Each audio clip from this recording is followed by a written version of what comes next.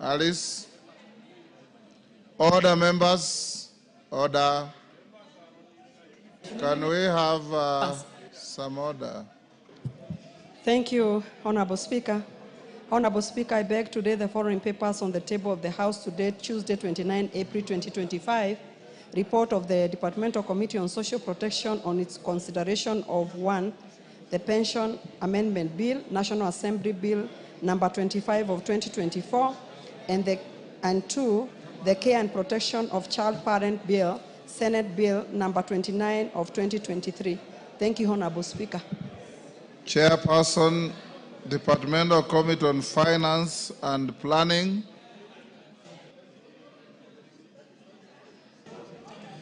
Thank you so much, Mr. Speaker. Order.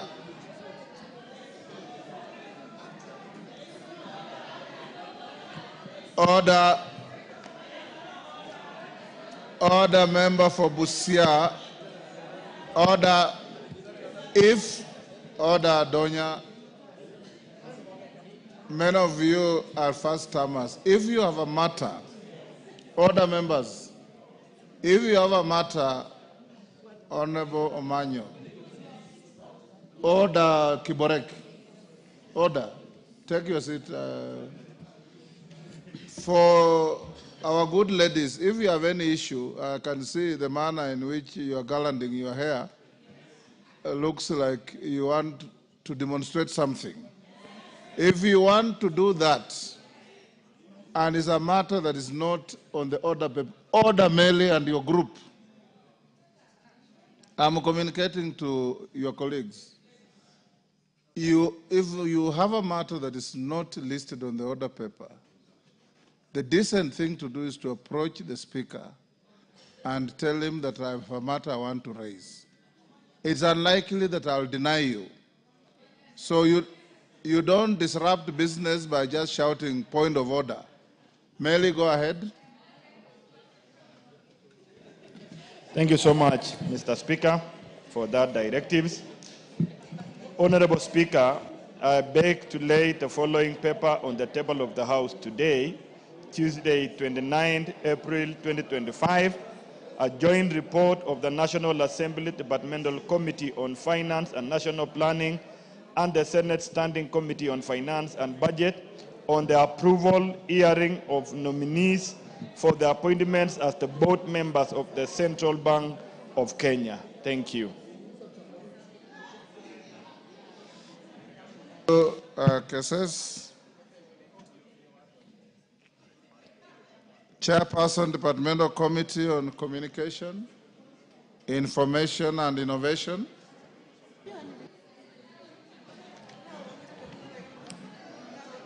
Thank you very much, Mr. Speaker. And Honorable Speaker, I beg to lay the following paper on the table of the House today, Tuesday, 29th of April, 2025.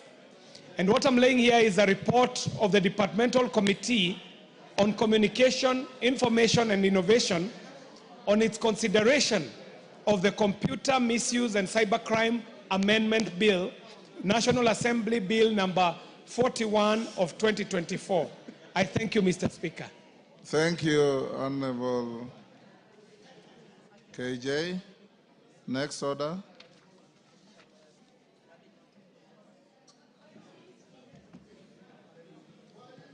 Order number 6, notices of motion.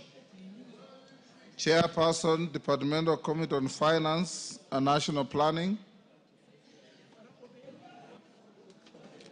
Thank you so much, Mr. Speaker. Honorable Speaker, I beg to give a notice of the following motion.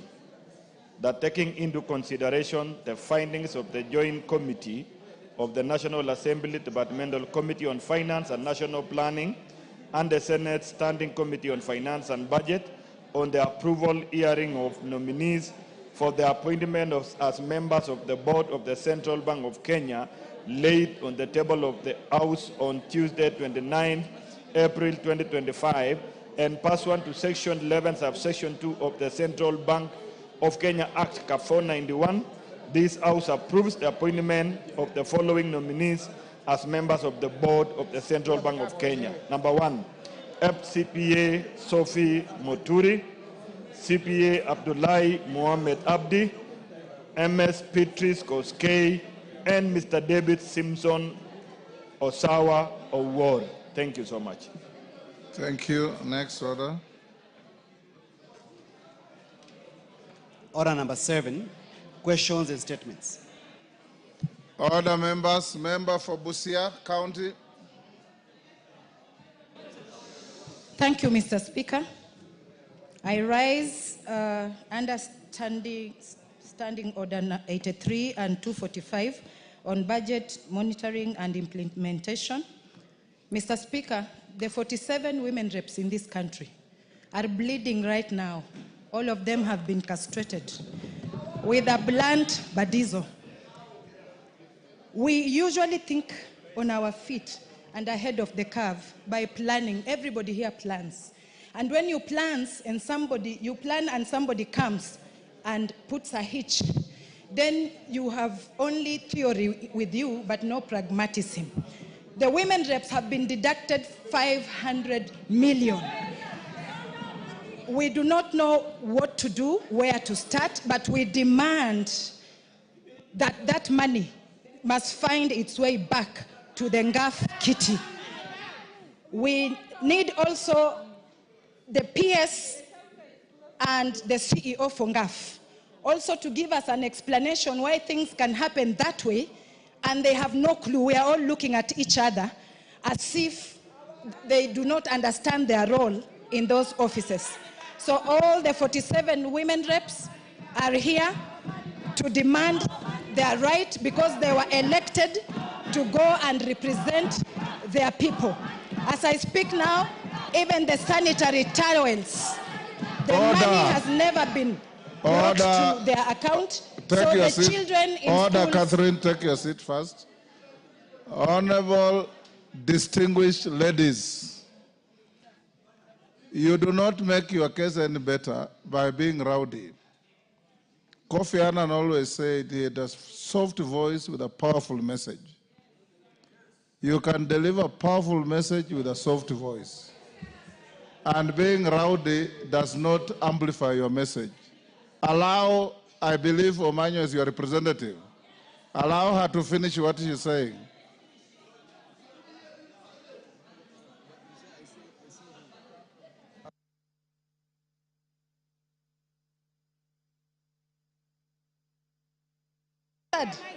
Mr. Speaker, it is not easy. Maybe I don't have a soft or soprano voice. It came out like a bass. But what I'm saying, how do I go to Busia and tell them that I am representing them if the money was stolen and I was seated here acting like I'm sober? Mr. Speaker, I even don't know what to do because I just want to understand. The money itself is meager, very little, that you cannot think to deduct but increase.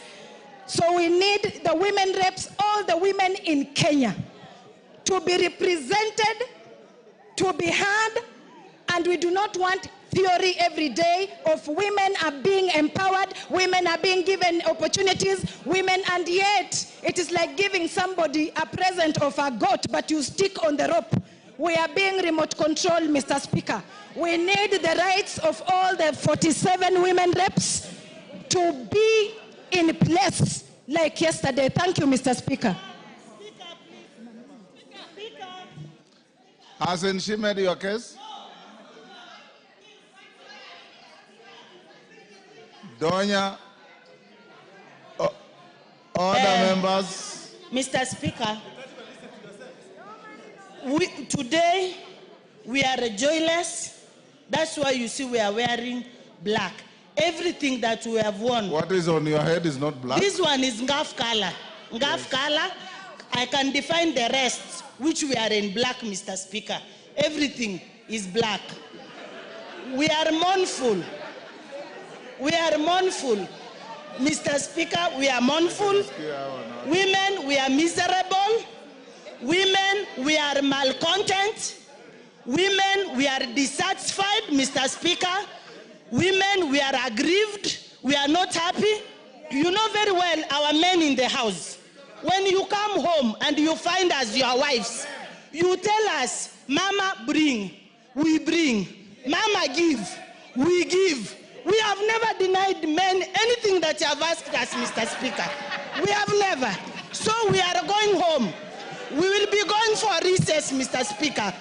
Our children, our men, our elders will be asking, Mama County, what is there for us? They've taken all our money. They've taken everything. We have nothing, Mr. Speaker. We are not okay. We feel that this country is not ours, Mr. Speaker. Thank you. Why are they doing that to us, You have Mr. made your Speaker? point. Ben Suda.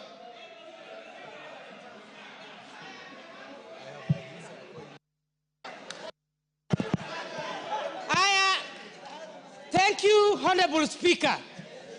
And now we want the House to be fully silent. Women makes the nation, the world to move. Honorable Speaker, I mentioned to you that you are a speaker worth being a speaker without any other ambition in 2027. Honorable Speaker, I want to say that even God himself saw when the man was lonely and clueless without a woman. Honorable Speaker, that is when Eve was given. In this country, we have fought for 2/3 gender rule. Honorable Speaker, I submit that it is in the Ministry of Gender that we suffered for a long time without the reappointment of the CS, which was lately done. Honorable Speaker, I saw your able panel talk about or ask a question which came out that ladies are running after men, that is why they are being killed. Honorable Speaker, the 47 women in this country would want to deliver. Order, the panel never said that. There is a question which arises, Honorable Speaker, and it is in record what the CS responded. Honorable Speaker, we do not want to have a PS who is not on toss with issues. We were asked about, we came here and found that 500 million was stuck.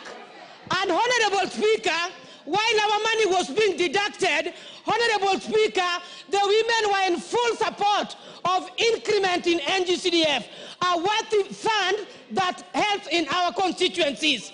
I want to say, Honorable Speaker, that even the funds for femicides, which is still not clear, presidential directives are not honored by the State Department of Gender. Honorable Speaker, I want to say that the meager resources we get, we want to achieve affirmative action. You've made your point. Honorable Speaker, 1 second. Even if we are putting on flowers, we are not flower girls. We are competent women leaders in this country. We want money, and we want 1 billion to be reinstated that the president gave us. Thank you, Honorable Speaker. You are ours truly. Let us achieve through your seat. Thank you, Honorable Speaker. Yes, DK. There is a point of order here. Order, Honorable Speaker. I think we cannot allow that charade to continue when you refer men as clueless. It is completely out of order, and Bensouda should withdraw and apologize. There is no way men can be clueless. Order. Order. I order. Order. Order, members. Order. Order. Order, members. Order. Order, members. I know two distinguished lady MPs who look for any slight opportunity to be rowdy. But this is not the moment. If you are pursuing your rights, pursue them orderly. When you shout at the top of your voice, you lose the argument. I'll give only 2 more, and then we close. Zamzam. Yes, Wanjala. Mama Zamzam, take your seat. Yes, Wanjala. Thank you, Mr. Speaker.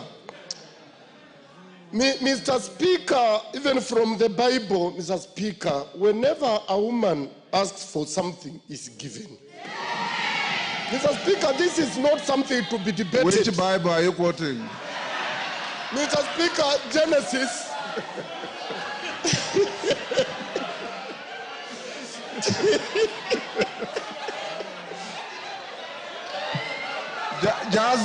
Just go on and tell us that's your fertile imagination. Mr. Speaker, these women, remember, they also occupy very big constituencies. I honestly and kindly request you, Mr. Speaker, to stop the debate and give order to the person who deducted their money to return that money immediately. Zamzam. Zamzam. Give. Asante sana Mheshimiwa Spika. Mheshimiwa Spika, kama mama Mombasa, leo nimetamaushwa sana Mheshimiwa Spika. Watu wetu wameweza kuapply pesa za ngafu. Ni vikundi ambavyo rais wetu wa taifa alisema anataka kuinua uchumi. Na rais akatuongezea pesa sisi kina mama ili ziweze kusambaa mashinani. La kusikitisha Mheshimiwa Spika, wanawake hasa kina mama 47 katika bunge hili wamedharauliwa sana. Juzi hapa nilimuuliza waziri wa fedha, hizi pesa zilikatwa vipi? Akasema zilikatwa hapa. Tukija kuangalia hapa, hazikukatwa hapa Mheshimiwa Spika, zimekatwa kule Treasury Mheshimiwa Spika.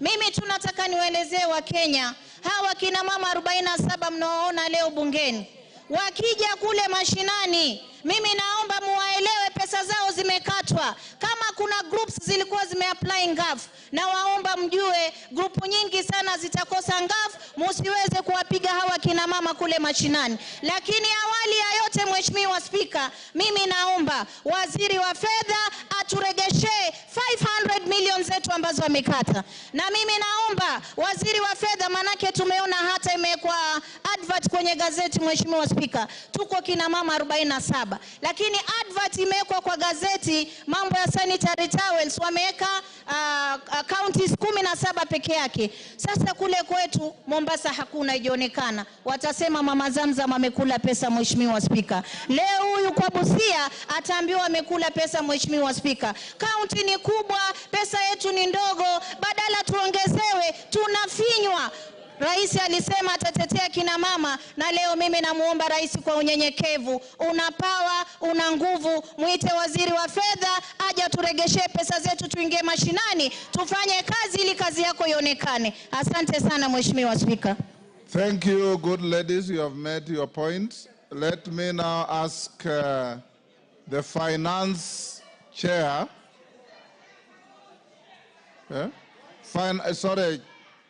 Chairman budget, but chairman before that, yes, Jen Kagiri.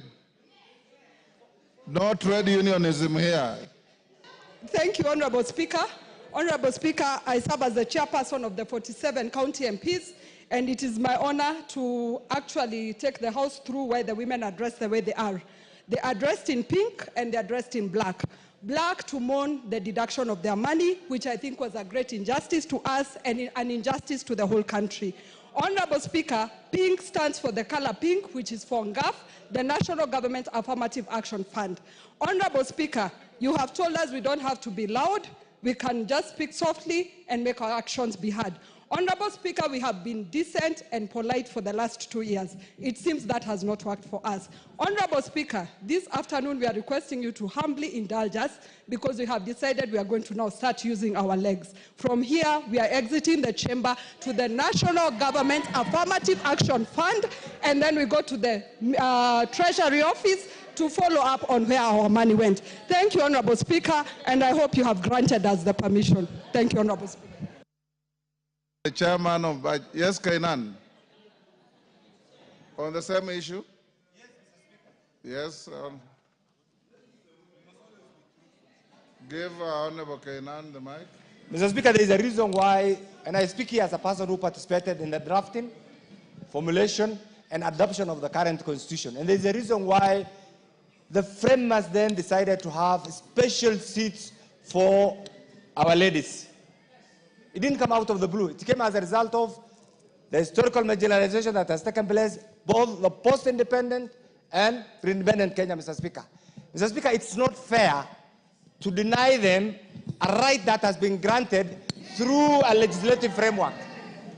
Mr. Speaker, I want to appeal to the Mandarins in Treasury to be considerate when they are dealing with certain sensitive issue. This right has already been given. Removing is not fair. Mr. Speaker, you also know that our ladies are the majority voters in our country. They are the majority in the population, Mr. Speaker. Mr. Speaker, I want to appeal to my chair here. Even as a member, I feel ashamed. Let me tell you the truth. Out of a budget of 4.7 trillion, denying our ladies 500 million in the middle of the budget, it's not fair. Mr. Speaker, I want to plead with you. Direct the chairman budget to urgently find a mechanism to reinstate these provisions so that our ladies are not subjected to what they are going through. And in future, Mr. Speaker, because we are all in this political arena, we should be careful with certain decisions that we make. This is a right. Please don't leave it like that. Demand for more. Demand for more allocation. That is the only way you can represent the 47 counties that you are representing. I support your cause. Atandi. Thank you, Honorable Speaker. Thank you, Honorable Speaker. Honorable Speaker, I am represented in this House by a very able women rep, Dr. Christine Ombaka of Siaya.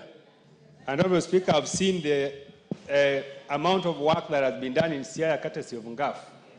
And therefore, I would be the last person to participate in deducting funds that are meant for NGAF.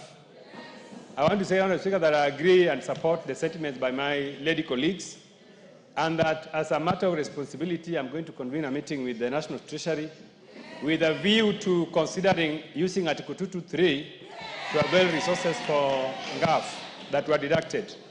Honorable Speaker, having said that, I want to tell my lady colleagues that budget making is a role of this House. Treasury does not make the budget. Budget is made here. And that when these deductions happened, they happened under the leadership of your colleague who was running. It's very clear on who gets what and who should not get what, Honorable Speaker. As we speak, the rains are here. Our roads are bad, Honorable Speaker. These are monies that belong to the people of Kenya, appropriated for the roads of the people of Kenya. Honorable Speaker, it is important to note that in the villages, the roads that matter, the roads that are visible, the roads that our people use day to day are Kera roads. And as we speak, Honorable Speaker, they are impassable. The rains have washed them away. And Honorable Speaker, Kera, the government, the executive, continue playing games with us. They continue giving us piecemeal amounts of money, Honorable Speaker. As we speak, it has not released the monies on the ground. I therefore move, Honorable Speaker, in view of this, Honorable Speaker, we suspend the sitting. Order, Jack Wamboka. Order. Wamboka, take your seat. You came to the Speaker to simply raise and seek a statement on when the funds are going to be released. As a matter of fact, House Business Committee this afternoon directed the majority leader to issue a statement to this tomorrow. But I obliged you. I did not give you an opportunity to move an informal motion that you are trying to do. Yes, let's be gentlemen and ladies and bear fidelity to what you agree with the Speaker. Order, Bowen. Order, Bowen. Go on. Honorable Speaker, as I was indicating, rains are here.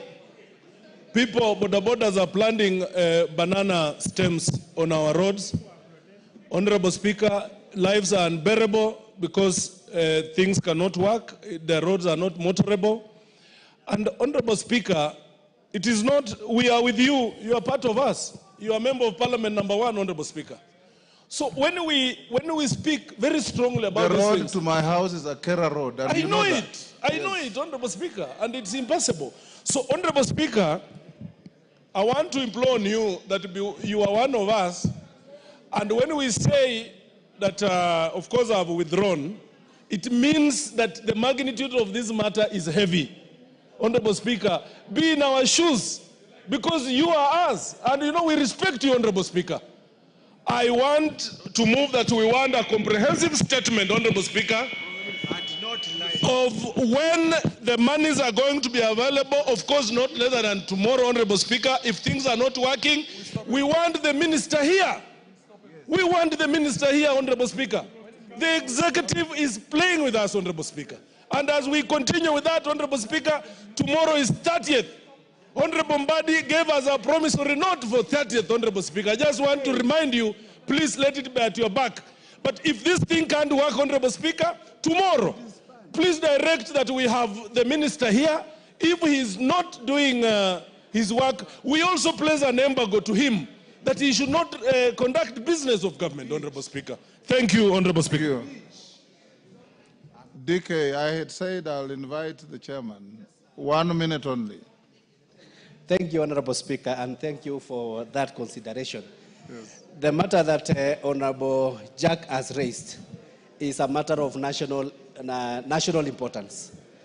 The fact that all the carer money has not been released for purposes of ensuring we can gravel our roads at this time of rains is a matter of concern. It's a matter of concern as we are going to recess. It is an issue that you will see people suffering, and there is nothing you can do. So rather than this house remaining impotent, it is important that the minister himself comes and explains. There has been so many explanations that don't add up.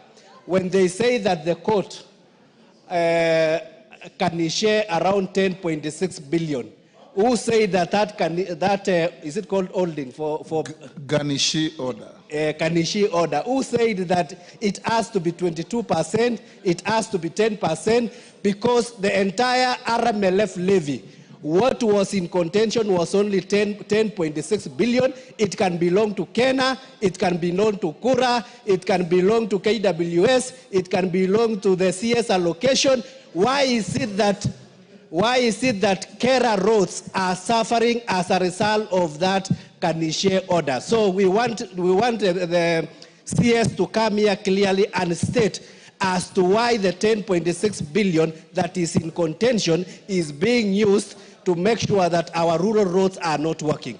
Thank you, Honorable Speaker. Thank you. GK, sorry, let me hear the Deputy Speaker on the same issue. Thank you, Honorable Speaker. I think, thank you for giving me this opportunity. I think that this House has to be alive to one fact. It is very well for us to appropriate the funds in this House, but the National Treasury can sabotage us by making sure there is no exchequer available. So you can appropriate all you want in this House, but the exchequer can be sabotaged at the National Treasury. So what we need to know is that we must use our opportunity on Wednesdays when we can call the Cabinet Secretary.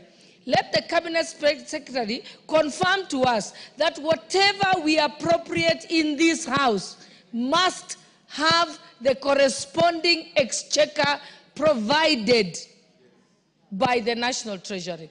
That's the problem. Two, the other thing I want to mention, because it was said, Honorable Atandi, Chairman Budget, I know you said that I chaired the Budget Committee under Supplementary 2 when that matter was dealt. No, I have the opportunity to say, I must say, the code that was provided during the budget hearings was not the code for the National Government Affirmative Action Fund. It was a different code. The description, no, the code belonged to the GAF funds. but the description was office operations. How was I supposed to know, or anybody in the budget committee, to know what a code is? So actually, the Ministry of Gender were being deceptive to the budget committee at that time. And we are asking them to treat it as an error, and come back. No, they can treat it as an error, and then they can come back to us and do it under Article 223. It's very simple. We can correct an error. That is what happened. Thank you, Honorable Speaker.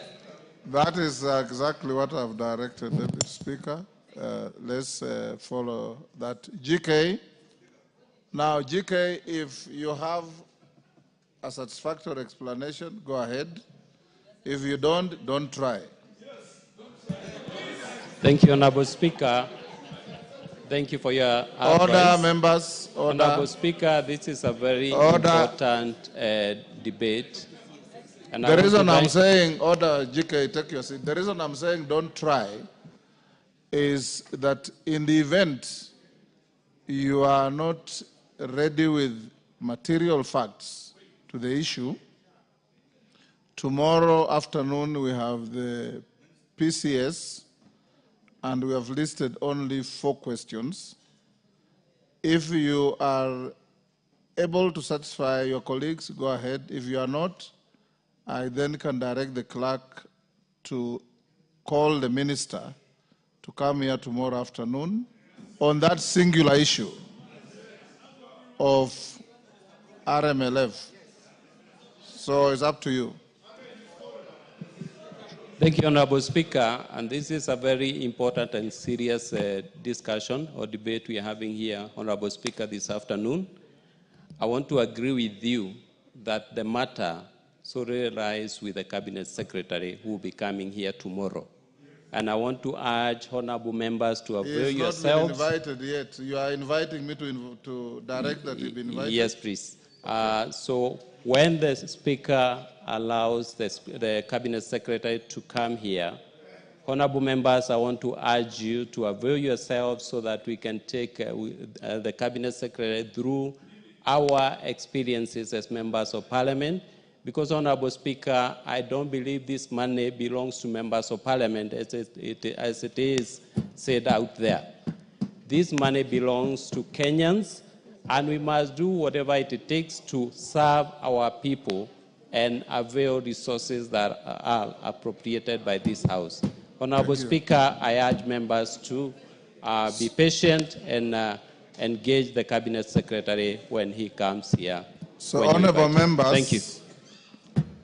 I will direct the clerk to invite the CS for roads and transport to be here tomorrow in the afternoon. We will start with him for 30 minutes only before we have the Prime Cabinet Secretary to answer to several issues, including the very contentious issues you have been raising here about hardship areas and their designations and the allowances that go with it. So tomorrow, those who have been agitating about order, Honorable Wanjala, of late you have been behaving so well.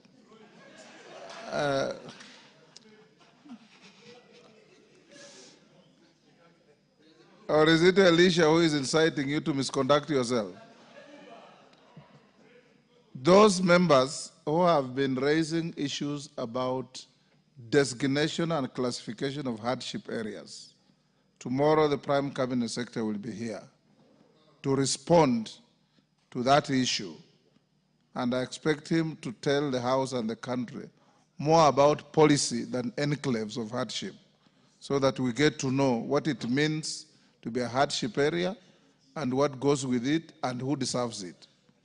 So tomorrow afternoon, we will start with Honorable CS for Transport and Roads on the singular issue of RMLF.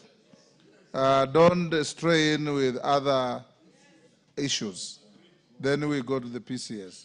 So GK, be here to support the minister to whom your committee oversights tomorrow. Thank you. Bashir?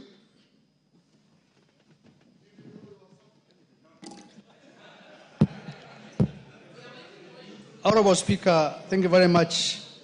Honorable Speaker, I want to bring to the attention of this House something of national importance that has been happening in the last 2 days. And this is a matter that has been aired on our media stations and televisions called Bloodbath Parliament. Honorable Speaker, that documentary was run by BBC World Service, and it's been run through our national media stations. And it captures or talks about the event that happened in June the 25th. A very sad day indeed, tragic and shameful. Tragic in the sense that we lost lives of our fellow Kenyans. Shameful in the sense that democracy of the parliament was about to be infringed. And nevertheless, it has come at this time, a time that we have really moved on. We spoke about that issue in this House, discussed it, sympathized, mourned our fellow Kenyans who passed on during that day. However, it has come at this time again. As much as we agree that our fellow Kenyans lost their lives, unfortunately, but we also moved on to ensure that we reconcile the country as we move on. BBC World Service has attended to this matter in a way that also looked at the Kenyan society or African society as something that discriminatory, sort of, if I may say so. Honorable Speaker, it looked like our media stations also picked it up without questioning how BBC World Service aired the story. It happens world over. People are killed, our people are killed, we sympathize, we moved on, even world over. Remember, there was the same issue or similar in Capitol Hill. BBC World Service never took the opportunity to say something. It happened in London, they never said it. It happened in many Western nations, they never said it. Above all, there's the killing of women and children in Gaza, and BBC World Service never speak about it. Unfortunately, where 50,000 have been killed so far, especially women and children by a country. They never cover those things. So I think the timing of that report, and it comes at a time when IPOA and other investigative agencies are doing an investigation, and they never shared that with them. Let us not subjugate or discriminate against our own agencies that we think are doing their jobs. It's a matter of us saying, let us ensure that they have capacity to do their job. But let us not clap hands for foreigners who always come and say, this is wrong, what you are doing, pointing fingers at whatever we do. BBC is a world-renowned station, media station. They have never talked about the genocide that is happening in Gaza, and yet it's a world service. But they want to incite at this time. So, Honorable Speaker, I think why I'm raising this point, because the title itself talks about bloodbath parliament. They should have talked about the protests that happened that day in Kenya or Nairobi, but they chose to use the term bloodbath parliament. That is to also see Parliament in a very bad light. This doesn't mean that we don't sympathize with our Kenyans who have been killed. We did here. We mourned them. We empathized with them. We sympathized with them. But the timings of this report by BBC World is unfortunate. And it touches on lack of patriotism also on our part, trying to showcase things done by a foreign media. I want to take on BBC World. Please go to Gaza and report also what is happening in Gaza as well. Honorable Speaker, I wanted to bring that to attention of the House so that they are also aware that this is a national matter that is happening in our soil. Thank you very much, Honorable Speaker. Yes, KJ.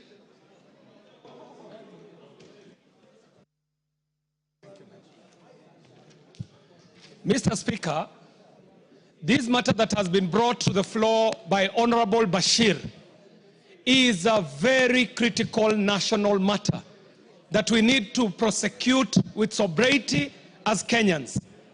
Mr. Speaker, there is no member who would rise on the floor of this House to support atrocities by any uniformed officer against our citizens. And in fact, we are not here to say whether the Kenya Army or the Kenya Defense Forces have done right or done wrong, because it is not in our place to judge them.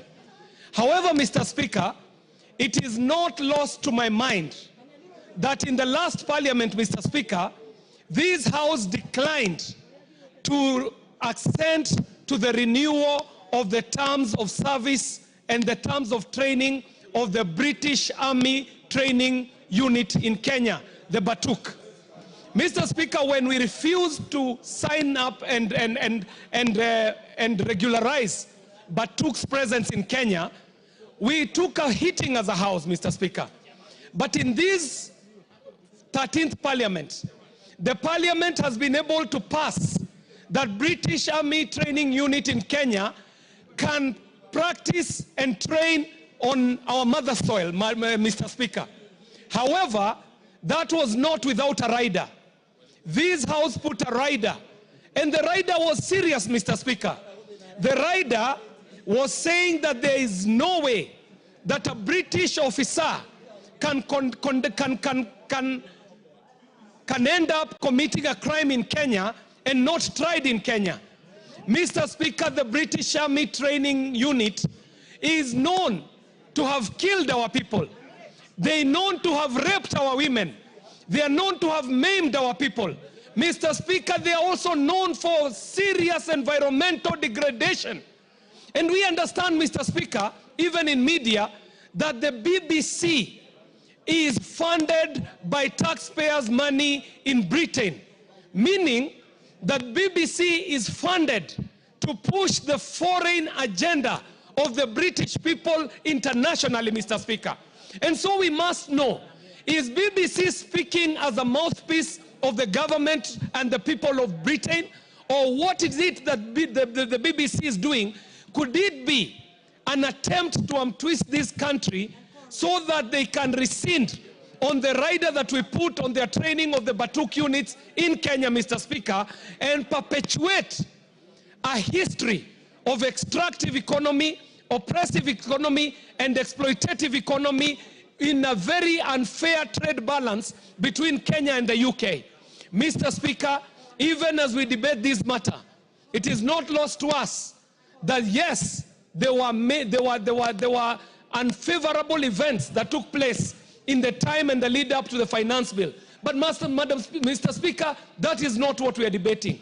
We would like to know for a fact whether what BBC is hearing is connected to the riders that this House put on the training of the British Army Training Units in Kenya, where we were requiring that any officer of the British Army, if they are found here in Kenya to have killed, to have maimed, to have raped, they should be tried here in the mother soil, as it would happen even for a Kenyan if they were found guilty of a criminal offense in the UK. So that, Mr. Speaker, the issues are clear for Kenyans, because we know there are many issues that have happened in the UK, very many issues that have happened elsewhere, but they did not get the media presence that we are seeing being put on this issue of the Kenyan Defense Forces. And I dare say, Mr. Speaker, that I do not speak this in defense of the Kenya Defense Forces. I speak this to frame the issues so that even as we are talking about this issue, we know that there could be an interest that is an ulterior interest being pushed with these media reports, because I know as a media practitioner, there is never a news item that appears on a prominent media station that is an orphan. Any media item that comes up on a media station has its own father and it has its own mothers. I thank you very much, Mr. Speaker, and let us look at the agreement that we put down for the British Army to be able to train in Kenya and on Kenyan soil, and the exploitation of our environment, the depletion of our environment, and the cases that we know of human rights abuses that are conducted by the British Army on Kenyan soils. The killing, the maiming, and the raping will not go unnoticed, and we will not keep quiet about this issue. Thank you very much, Mr. Speaker. On the same, Millie? Yes, Millie? Thank you, Mr. Speaker, and I want to thank Honorable KJ for urging that we speak soberly about this issue. And Mr. Speaker, I wish to speak soberly about this issue. And sometimes when you're in leadership, you have to take the road less traveled. And on this issue, I want to take the path less traveled. Mr. Speaker, we lost many young people. And we have very many young people who are traumatized as a consequence of what happened. Mr. Speaker, it is a point in our country that all of us wish never happened, but it happened. Mr. Speaker, I think we have not handled this issue well, and that is why sometimes you find people from outside are coming to document this. If, as Kenya, we were able to acknowledge that things went wrong and we need to fix it, then, Mr. Speaker, even if BBC aired it, it doesn't matter. We have to fix our own problems on our own. We don't have to wait for BBC to tell us there was something wrong. I have a problem with the title that they've given, but which is typical of any media house, because they want it to trend and then want it to, yeah. And because of that, Mr. Speaker, they may have given it that title.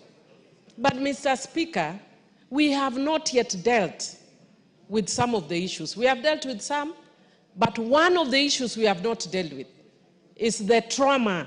Mr. Speaker, I said it when Honorable Elachi lost the son.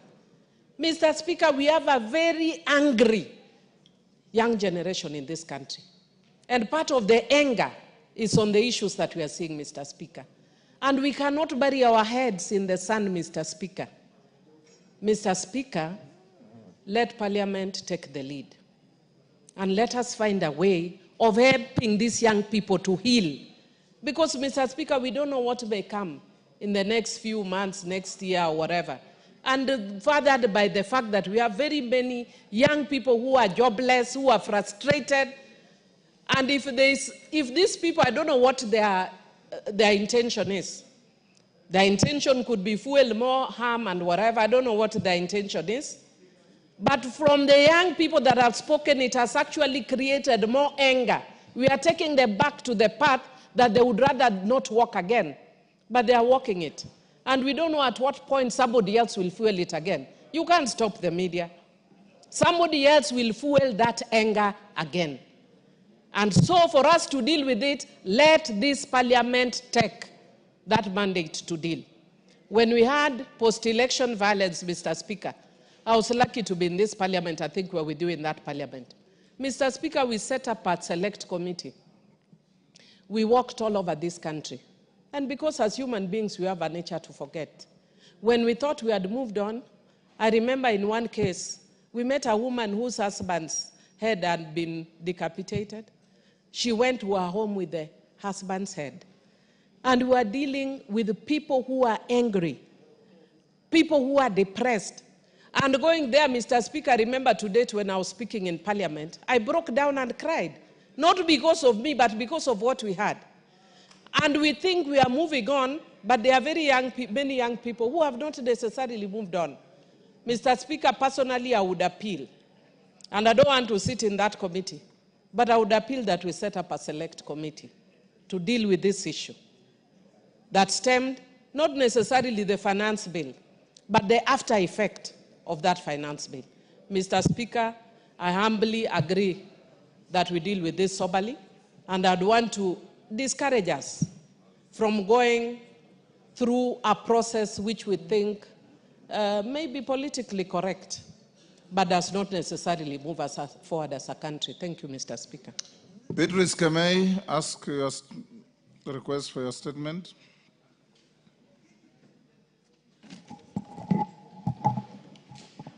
Thank you, Honorable Speaker. I want to request for a statement regarding investigations into escalating cases of femicide and gender-based violence in Kericho County. Honorable Speaker, pursuant to Standing Order 44.2 Part C, I wish to request for a statement from the chairperson of the Departmental Committee on Administration and Internal Security regarding investigations into escalating cases of femicide and gender-based violence in Kericho County. Honorable Speaker, Article 26 of the Constitution guarantees the inalienable right to life to every person, regardless of age, gender, and social status. Additionally, various statutes, including the Sexual Offences Act, Cap 63A, and the Protection Against Domestic Violence Act, Cap 151, place an obligation on the state to prevent, respond to, and provide mechanisms for reporting and prosecuting acts of gender-based violence and femicide. However, the implementation and enforcement of these laws remain inadequate to address the issues.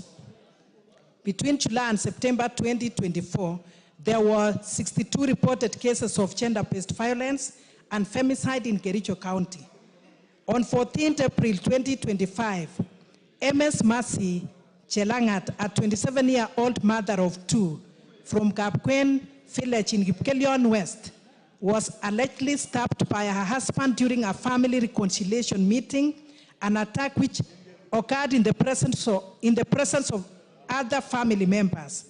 MS Chelangat is currently recovering at the Kericho County Referral Hospital, along with two other family members who were allegedly injured during the incident. On 17 April 2025, barely 3 days later, MS Miriam Chelimo, a 25-year-old woman, mother of two, who was pregnant, was allegedly attacked by her husband at Kilmori Shopping Center at Kitoi Village. She was rushed to St. Vincent Hospital in Moroni, where she succumbed to her injuries. Honorable Speaker, despite the severity of these incidences and the attackers being known, there have been very few arrests and almost no successful prosecutions. The continued absence of justice violates the right to life, equality, and freedom from discrimination as enshrined in the Constitution. Notably, on 14 February 2024, this House adjourned its business under Standing Order 33-1 to address the rising femicide in the country.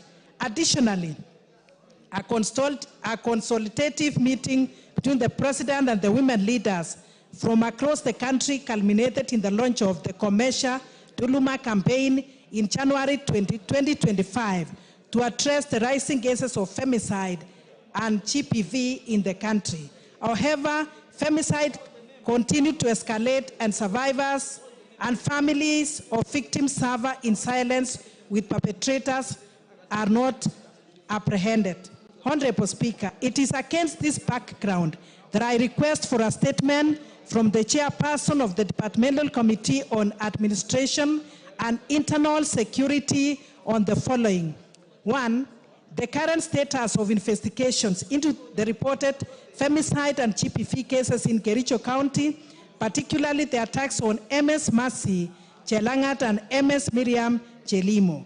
2, a report on the number of reported femicide and GBV cases between July 2024 and April 2025, including steps being taken by the ministry to ensure all reported cases of femicide and GBV in Kericho County are fully investigated and prosecuted without undue delay, and indicating the reasons for the low rate of arrests and prosecutions in the Kericho County cases. Honorable Speaker, I thank you. Tongoyo.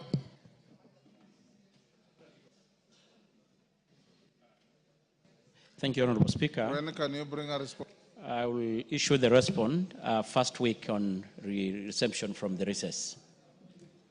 First week on once we resume from recess. Deco Barrow, Garissa Town.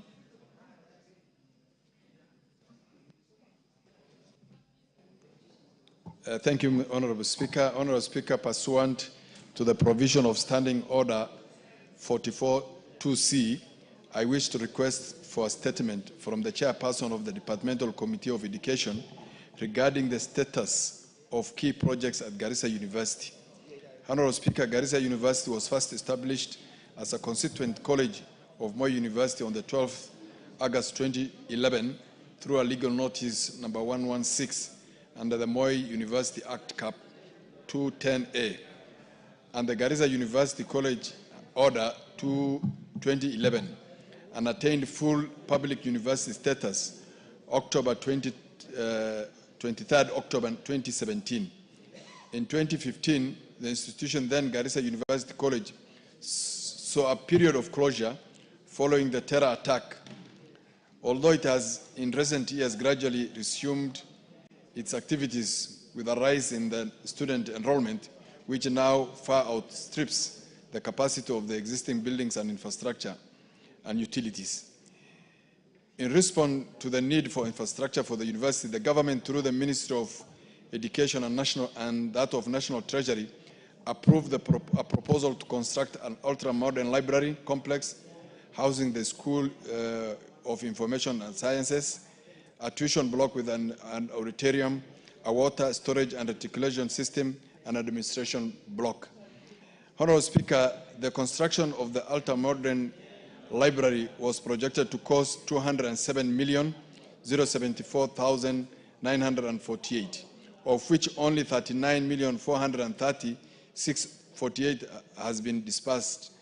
The tuition block was projected to cost 372,800,000, of which only 84,942,762 has been disbursed. The water storage and reticulation system was projected to cost 26,902,000, of which only 10,468,800 has been disbursed. And the administration block was estimated to cost 518,416,664, of which only 151,200,000 has been disbursed so far. Regrettably, the monies disbursed are not the full amount as allocated in the budget, which has led to the key priority projects stalling. As a result, the students are compelled to attend lectures under trees, which is an indignity that undermines both the quality of the learning and the institution's standing. Honorable Speaker, it is against this background that I request for a statement from the chairperson of the Departmental Committee on Education on the following. A detailed report on the current physical and financial status of each project, including the percentage of works completed, the contractors engaged and the projected completion dates, an exact timeline for the release of the outstanding balances, and the measures put in place to ensure these projects are fully funded through completion. Number three, the measures put in place to ensure that there is prudent use of taxpayers' funds and the delivery of value for money by the institution and its contractors. Thank you, Mr. Speaker. Kainan, on the same? 1 minute. Thank you, Mr. Speaker. Mr. Speaker, Garissa University is the only university in the entire region of northern Kenya. And Mr. Speaker, you're also familiar with the history and the circumstances of that university, I don't need to belabor this. Mr. Speaker, I thought by now, and I'm sure you are aware,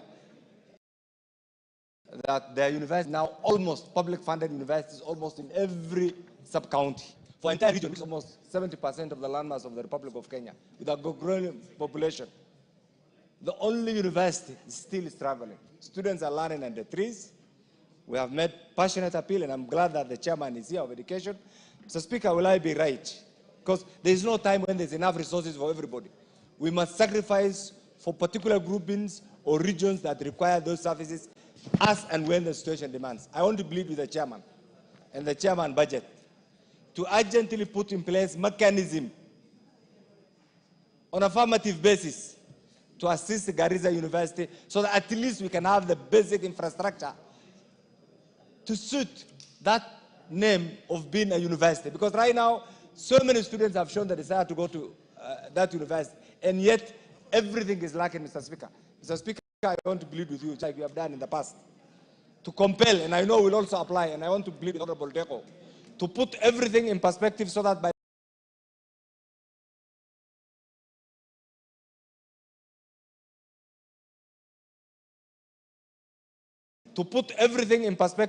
the time we are going through the budget making process, we insist that Garissa University must get a lion's share so that in the next financial year, students can get a conducive infrastructural environment.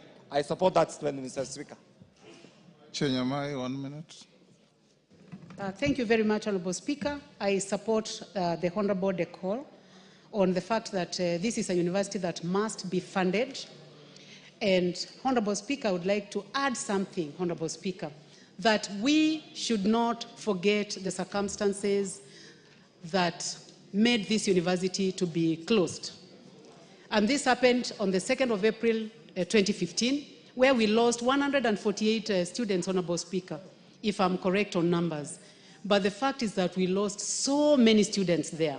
Honorable Speaker, as we work towards ensuring that this university gets budgetary allocations, it is extremely important, and I would like to ask Honorable Deco, Honorable Keinan, and all other members from the northern Kenya and from the eastern part of Kenya, that the people who attacked students in Garissa University originated in my own constituency, Honorable Speaker, Kitui South, in a place called South Kitui Game Reserve.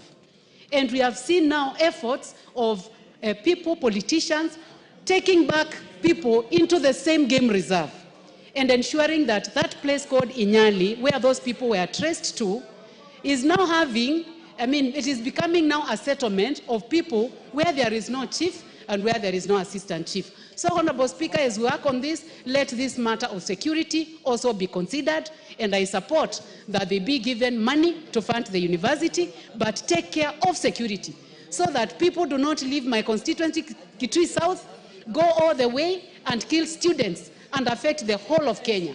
Thank you, Honorable Speaker. Thank you, Meli.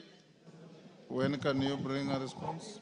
Thank you, Honorable Speaker. The issues raised by Honorable Deco and the two other members are very weighty, and they affect all the universities in this republic. And Honorable Speaker, I and the committee members did walk across most of the universities in the eastern part and the western part of the Rift, and we noted a number of what we call white elephant projects. We even went to Garissa and we found students under trees taking lectures. So, Honorable Speaker, because of this, we are proceeding for recess. Immediately we are back, I'll give a very detailed report, not only on Garissa, but all the universities across the Republic. Thank you, Honorable Speaker. Thank you. On the same issue? Yes, Bowen. Yes, Mr. Speaker, I want to appreciate the answers given by the Honorable Chair of Education.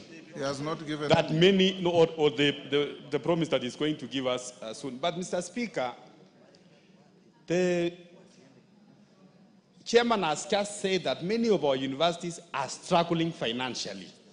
Many of our universities. But again, Mr. Speaker, we are seeing again the same ministry of education opening some other universities. You have seen, Mr. Speaker.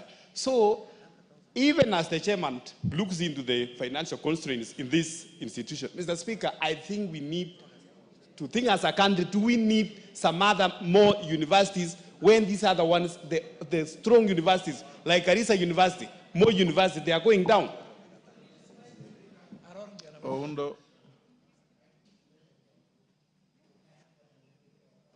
Speaker, I also want to concur with the sentiment of Honorable Bowen. Honorable Speaker, the truth of the matter is that our universities are limping. And the government or the executive has no capacity to fund and sustain these universities. Probably as he comes up with that statement, you need to be very clear on what modalities, what measures are you putting in place to make sure the universities that exist remain afloat, and what measures are you going to put in place to shut down those that cannot remain afloat and have got no capacity to remain afloat. Honorable Speaker, many days, every day you see a university has been opened here, then when you go to the constituencies, they force you, can you go ask for a university? But where I sit, I know it's no longer sustainable to open new universities. We need to be very clear as a country, we need to continue. And in any case, Honorable Speaker, even if you look at the returns from KUSIPs, you find most students who even qualify to go to university are opting for TVET instead of universities. So it's time now to start to rethink how do we manage our universities. Thank you, Honorable Speaker. Melly, you will do as you have promised. Kainan. Thank you, Honorable Speaker. Pursuant to the provisions of Standing Order 44-2C, I wish to request for a statement from the Chairperson of the Departmental Committee on Energy regarding the extension of the national power grid from Garissa to Wajir and Mandera counties in the northern Kenya region. So it's just the same thing about the university right now.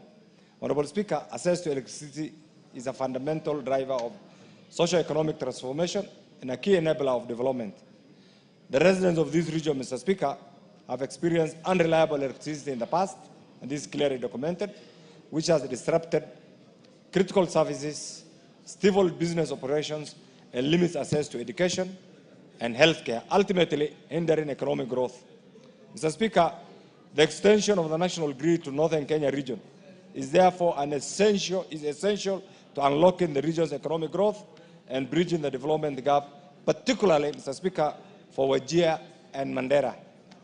Honorable Speaker, it's against this background that I request for a statement from the Chairperson of the Departmental Committee on Energy on the following: a report on the current status of funding, planning, and implementation of the extension of the national grid from Garissa to Wajir and Mandera counties in the northern Kenya region, including the timelines for completion. Mr. Speaker, this project has been in the pipeline since independence, Mr. Speaker, and it has never taken off. We just need to know the truth. Two, Mr. Speaker, the immediate and long-term measures the government is putting in place to ensure the residents in northern Kenya region get access to reliable and affordable power, Mr. Speaker. And finally, Mr. Speaker, the plans that the government is putting in place to address the gap in the provision of power in the region, including alternatives for provision of off-grid solar access. I thank you, Honorable Speaker. Energy, Gikaria, when can you bring a response? Honorable Speaker, if given an opportunity, we can bring after recess once you are back. Honorable Speaker, remember 2 weeks ago, the same thing was raised again here, and I think it is a very critical matter. So you combine and bring second week. Thank you, Honorable after Speaker. Recess. Mashua Waithaka.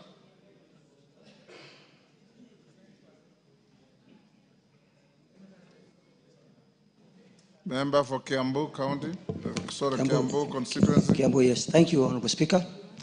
A request for statement regarding attempted land grabbing in Tinganga Ward in Kiambu constituency.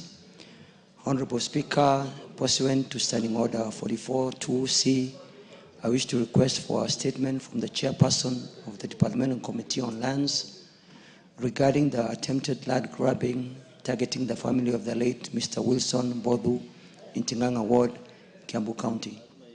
Honorable Speaker, the Bodu family has owned and resided on their 236-acre parcel of land in Tinganga Ward in Kiambu with their ownership properly documented.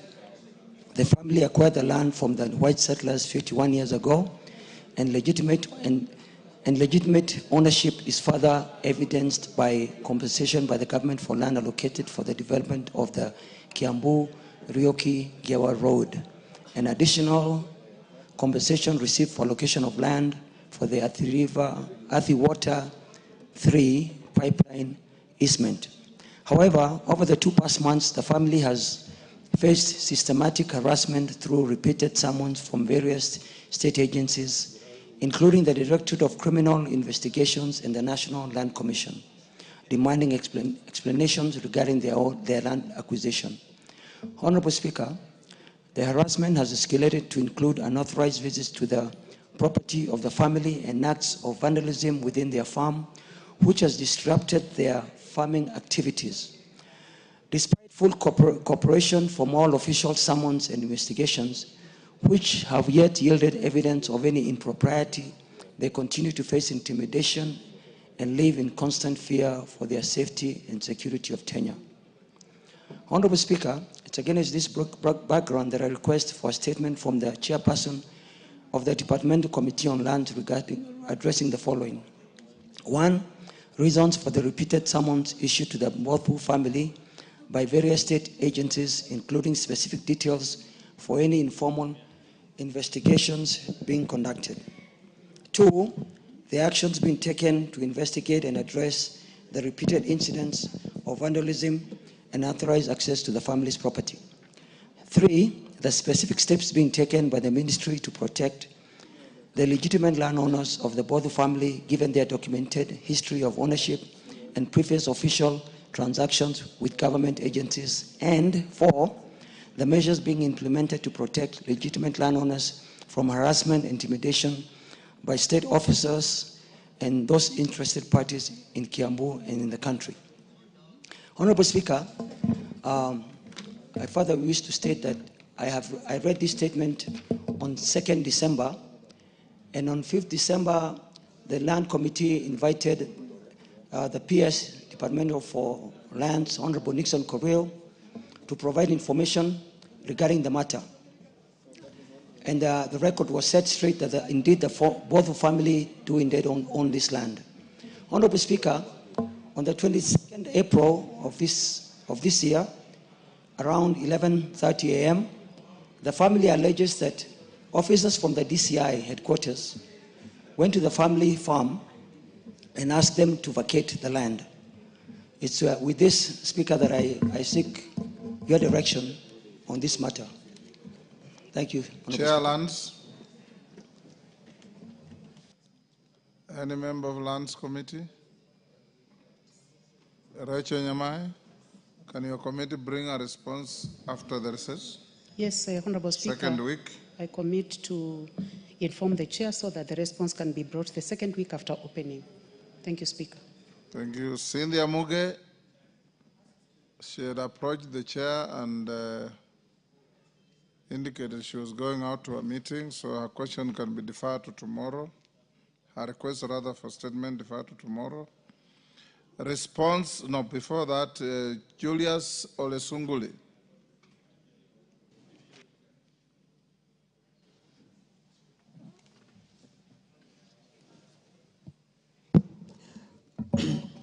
Mr. Speaker, sir, pursuant to the provisions of Standing Order 44.2c, I wish to request for a statement from the chairperson of the Departmental Committee on Administration and Internal Security regarding the unfortunate incidents at Angata Barikoi in Kilgoris constituency. Mr. Speaker, sir, yesterday, Monday the 28th of April 2025, was a very sad day for Kilgoris. 6 persons, namely Mr. Paul Parsuben of Kapsinendet Village, and Mwalimu Joseph Rono of Chelchel Village, Mr. Isaiah Kipkoech of Kabusa Village, Mr. Gideon Koech of Kapsinendet, and Mr. Nelson Rono of Rotka Village, all of Kilgoris constituency, lost their lives after being shot by the police officers from Angata Barikoi and Lolgorian. In addition, the Registrar of Lands Kilgoris, Mr. Jepkwesi, and several other officers and were also injured and admitted to various hospitals within the area. The incident occurred during a protest that erupted over a disputed parcel of land where the current residents are believed to be the rightful owners, having lived there as their ancestral land. The security situation in the region remains tense following this incident. Mr. Speaker, it's against this background that I request a statement from the chairperson of the Departmental Committee on Administration and Internal Security on the following matters. One, the chairman should inform us who authorized the police officers to use live ammunition against residents who are not armed. Two, why did the registrar and surveyors go to survey land belonging to people of Angata without their consent and fully knowing that the land has a title deed? Each of those pieces of lands are owned by definitely known people. And what was the reason why they had to go and resurvey people's land? Who wants to take that land? Mr. Speaker, thirdly, why is the ministry, and I'm talking about the Ministry of Internal Security, retaining officers in Lolgorian and in Transmara South who have overstayed and they have outlived their usefulness? And now they are being used, I don't know, for some special interest. Can the chairman tell us whose interests are these officers serving, and can he consider removing them immediately? And Mr. Speaker, the government should consider ensuring that the families that have lost their people have been compensated. Mr. Speaker, I beg to request. Kitayama. Mheshimiwa Spika, kwa ruhusa yako naomba kumuunga mkono Mheshimiwa jirani, Mheshimiwa Sunkuli. Mheshimiwa Spika, Wazaramo wana msemo unaosema kwamba mla huliwa. Kuna matatizo mengi sana, Mheshimiwa Spika, ambaye yameibuka eneo hili. Na matatizo haya, Mheshimiwa Spika, sisi tunashangaa kwamba mara kwa mara kilio kikubwa zaidi kinatokana wakati ambapo vyombo vya dola kwa serikali tofauti tofauti vinaingilia swala hili. Mheshimiwa Spika, juzi tu hapa mwezi wa 11 Mheshimiwa Sunkuli aliomba statement ya aina hii kwa ajili ya mambo haya, na wakati huo ilikuwa ni Angata Baragoi, Guitembe, mpakani pale. Jamii ya jirani zetu wanazozana Wakuria na Kipsigis. Mheshimiwa Spika, wakati huo ikaonekana ni jambo ambalo linahitajika lichukuliwe kwa dharura. Wewe Mheshimiwa Spika, ni kushukuru sana kwa sababu ulitoa agizo kwamba kamati ya usalama, kamati ya administration ambayo inaongozwa na rafiki yangu, ndugu yangu, jirani yangu Mheshimiwa Tongoyo, aje pale katika eneo la tukio aweze kuangalia ni nini tunaweza tukakifanya ili kwamba usalama uweze kuendelea kuwepo pale. Mheshimiwa Spika, mimi ukao umenituma mimi kikazi kwenda Dubai. Nikakata safari yangu kwa siku 2 mfululizo ambazo nimerudisha hata hela ambayo ulikuwa umenipa mimi kwamba nikaweze kuwa pale. Kwa sababu jambo hili ni nyeti, nikarudi. Tukaenda katika eneo la tukio. Tukajaribu kuangalia, na kamati hiyo ni washukuru sana kwa sababu walisikiliza watu wetu na wakapata uhalisia wa mambo. Shida ambaye hata bunge hili linajua kwamba imenukuliwa kuwa imeanza tangia miaka ya kabla ya uhuru. Na Mheshimiwa Spika, ukweli ulioko ni kwamba tumekataa kama nchi kufuata haki, na tunafanya hivyo makusudi tu. Sasa Mheshimiwa Spika, mimi namuunga mkono jirani Mheshimiwa Sunkuli, na ninasikitika sana na kutoa rambirambi kwa wale familia ambao wameweza kupoteza maisha yao, jamii hizo ambazo zimepoteza mali na matatizo ambayo yanaendelea katika ukanda ule. Lakini Mheshimiwa Spika, naomba Mheshimiwa Spika, kama nilivyosema hapo juu nikianza, kwamba mlauliwa. Mheshimiwa Spika, damu ya binadamu ni damu ya binadamu. Sio vizuri Mheshimiwa Spika itoe picha nzuri, taswira yake inakuwa ni mbovu. Kwamba miezi miwili iliyopita, wiki 2-3 iliyopita, Wakuria waliuawa katika eneo hilo. Na Mheshimiwa Spika, sikuona purukushani ambaye ninaona sasa hivi. Sasa hivi maafa ambaye tunajutia yanaonekana kama ambaye ni maafa makubwa zaidi kuliko maafa yaliyofanyika kwa jamii ya Wakuria. Mheshimiwa Spika, ukanda huu unahitaji mjadala, na sio mjadala wa kupapasa. Unahitaji mjadala wa halisia, kwamba eneo hili kihistoria, kwa sababu kila mtu anayezungumza mambo ya eneo hili, shambo hili, anazungumza historia. Sisi Wakuria tuna historia yetu, Kipsigis wana historia yao, Wasiria ndugu zetu, jamii ya Maa wazuri sana, majirani zetu wazuri sana, wana historia yao. Na sisi wote tunakubaliana kwamba maeneo hayo, sisi jamii zile ziko pale za Maa, Masai, Syria, Moitanic, Wasingishu, na sisi Wakuria pamoja na Wakisii na wale wengine wote ambao ni wa kununua pale, tuishi pale kwa sawia. Watu wote tuna haki, kwa sababu katiba hii inatupa haki, Mheshimiwa Spika. Sasa haipendezi kwamba hii kamati Mheshimiwa Spika, kamati ya administration hii, statement ya pili inakuja kutolewa na Mheshimiwa Sunkuli kwa swala hilo. Kwani hawa watu ni wazembe, ama ni kutaka hawataki, ni kazi hawataki kufanya, ama wanafurahia Wakuria wakifa, Kipsigis wakifa, wanataka nani afe ndio waje kutatua tatizo hili? Mheshimiwa Spika, jambo hili linaudhi Mheshimiwa Spika.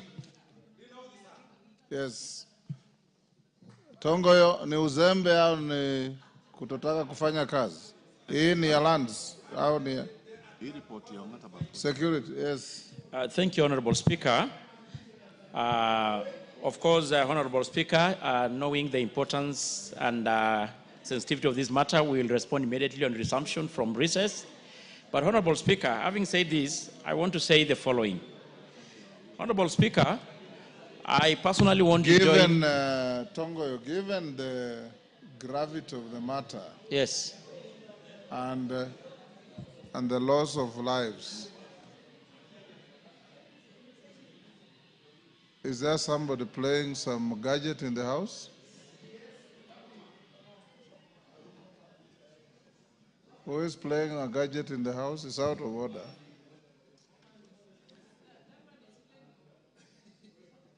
Pardon? Yes, is that you, Kajwang? Sorry, okay. Are you able to bring a preliminary response tomorrow afternoon? Yes, I will, Honorable Speaker. Lives have been lost. Yeah. We hear of heightened tensions. Okay. In the area, we saw a policeman with an arrow in his head, and many other things. Can you get in touch with the Interior and bring a statement tomorrow afternoon? I will, Honorable Speaker. Yes. But Honorable Speaker, just give me a minute to say the following.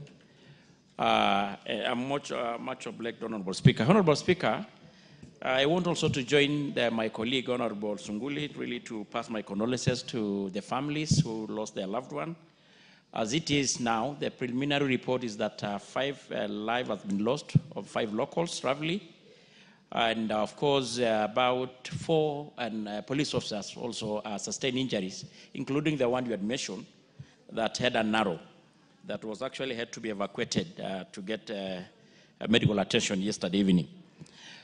As it is for now, Honorable Speaker, the IG, I want to report the IG plus the DCI are on site. There is the meeting ongoing with other leadership of Parliament also in attendance.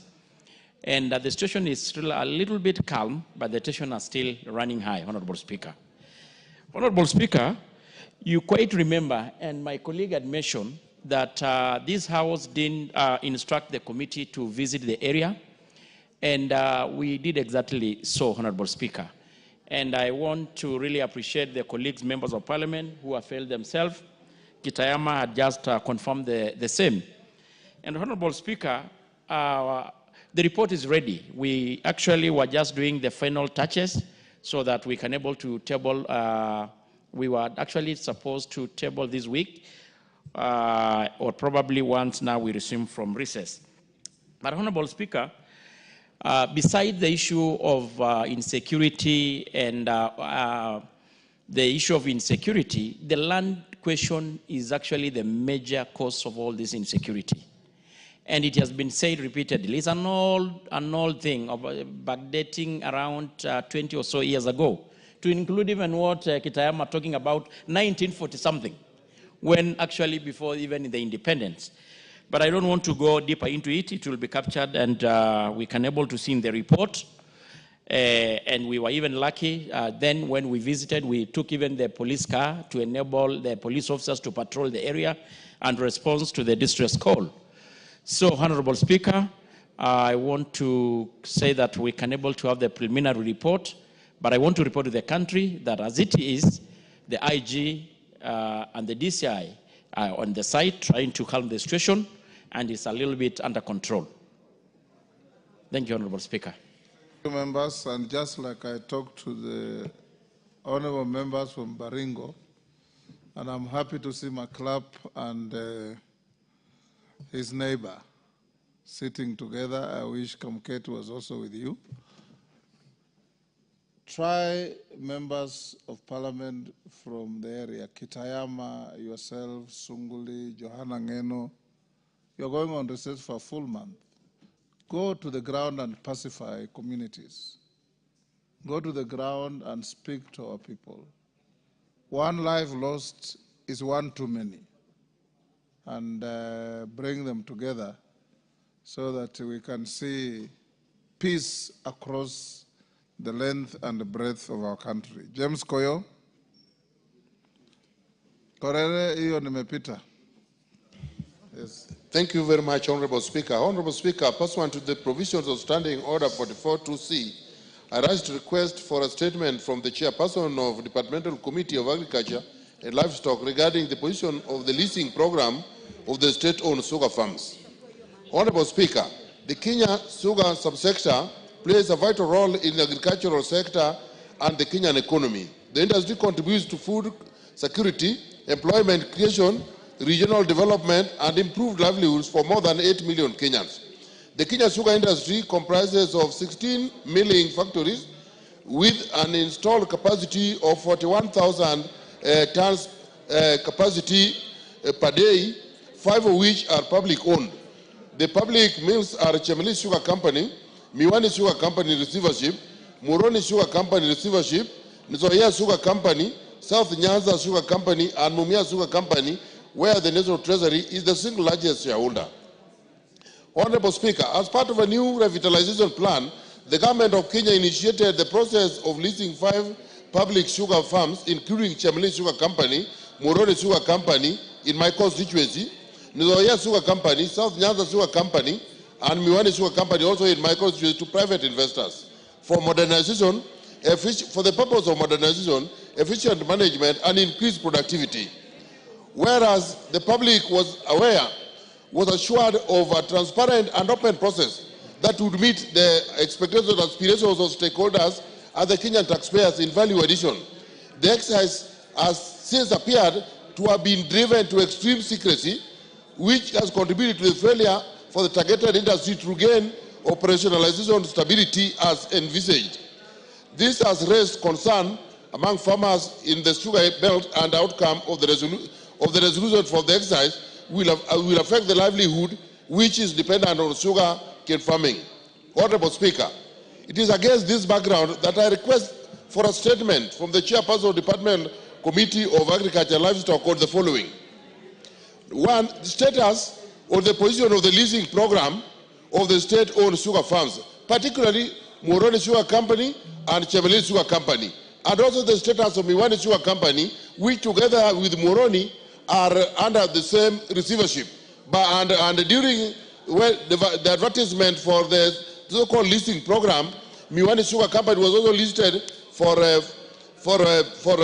listed for leasing, but has since been quietly hived out for a process that will converse at a later date. The criteria that was used in tender evaluation regarding the leasing program of Moroni Sugar Company and Chemelil, since these are public properties, everything about them is public. We want whoever is concerned to come out with a program, make it public, and tell the public, this is what we wanted, this is why this company that tender did not meet the threshold, and this is why this so and so met this threshold. The composition of tender committees that considered the leasing exercise and the recommendations they made, everything is being done in secrecy, and we are fear, the people here fear that the political class has hijacked the process and is determining it on their own and on their own consideration.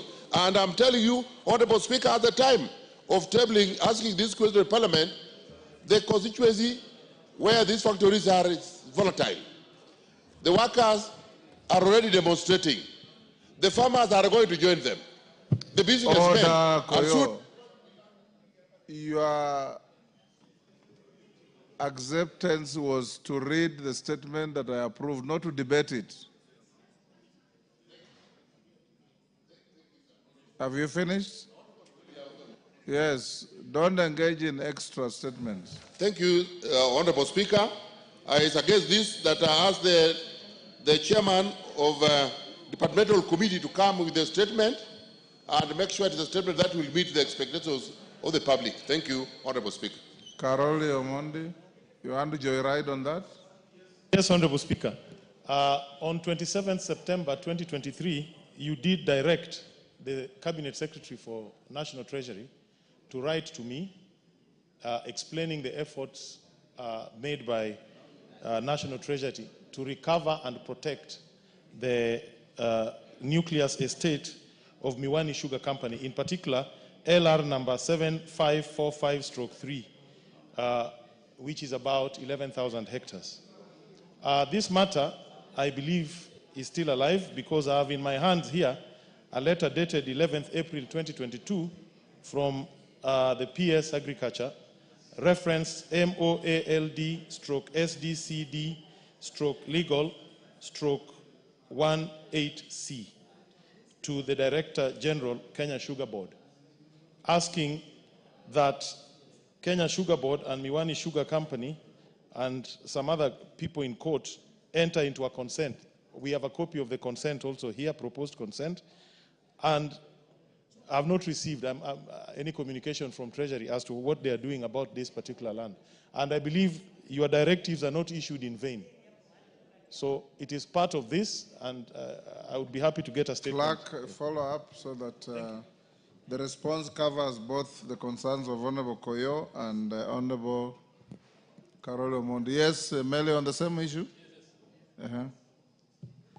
Thank you, Honorable Speaker. Honorable Speaker, what Honorable Koyo and Honorable Carol Omondi raised is a very pertinent issue, especially in the sugar belt. My constituency and the constituency of Honorable Koyo are actually, we serve the three factories. We serve Moroni, Chemelil, and Miwani.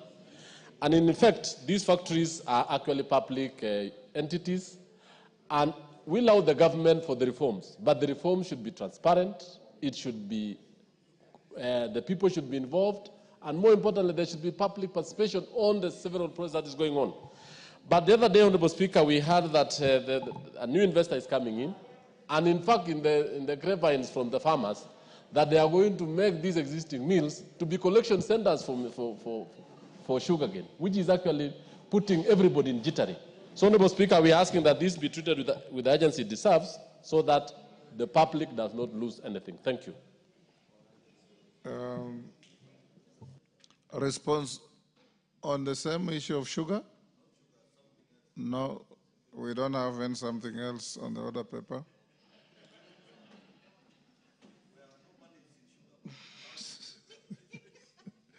Responses, education and health. Who is responding? To Abdi Shuria. Is Shuria in the house? Okay. Oh, yes, agriculture. Where is the chairman? Ferdinand, yes, you are a member of that committee. Can you discuss with your chairman and bring a response? Yes, Mr. Speaker, I think after recess. it's very important after the recess. May I get the information so I can be able to have a meeting? Because sugar is very important, and I think we even made a tour in that region. So I think we can give a response after recess. Thank you. 2 weeks after recess. Education and health. Is Honorable Sharia in the House? He's not. Were you ready with the response?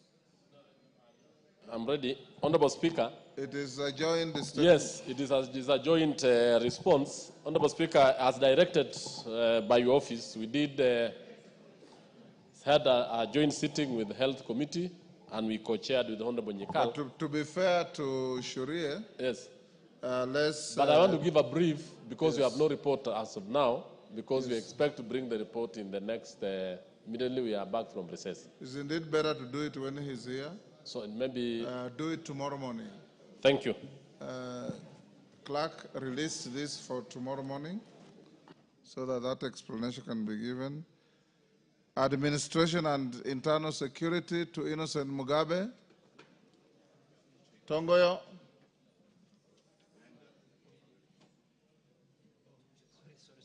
You have a statement to give?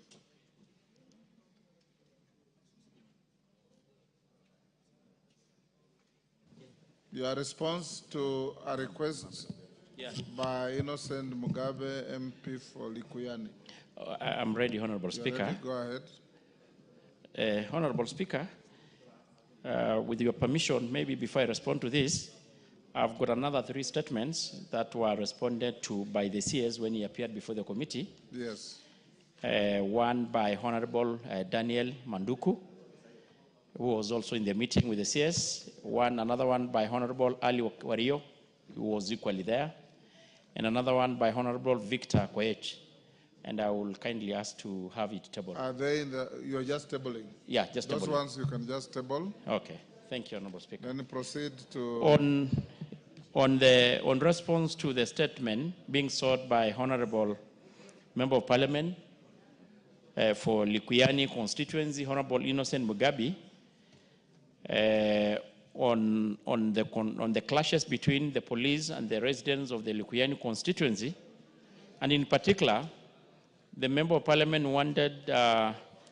sought the following information: a report on the status of investigation into the death of Sydney Fugigi Culture and the reasons for the delay in arresting Mr. Simon Ashibira immediately to prevent the public agitation and unrest in the community. 2, a report of the investigation into the death of Ms. Dorcas Naliaka Wanjala and Ms. Sarah Toshia, and including the step taken to apprehend the police officers who used the live ammunition against unarmed civilians. Thirdly, the measures put in place to prevent the use of live ammunition during demonstration and the adoption of the alternative non-lethal methods of crowd control. And 4, the step being taken by the ministry to compensate the families of the deceased person. And I want to respond as follows. On that March, during a local funeral event, a disagreement arose between Simeon Ashibira, the community policing chairman of Zoia Division, and the late Sydney Fugigi, a grave digger. The conflict was triggered when the family of the deceased expressed concern about the Sydney's presence, alleging that he might steal from their guest based on past experience, and consequently they requested the Ashibira to be removed from the homestead.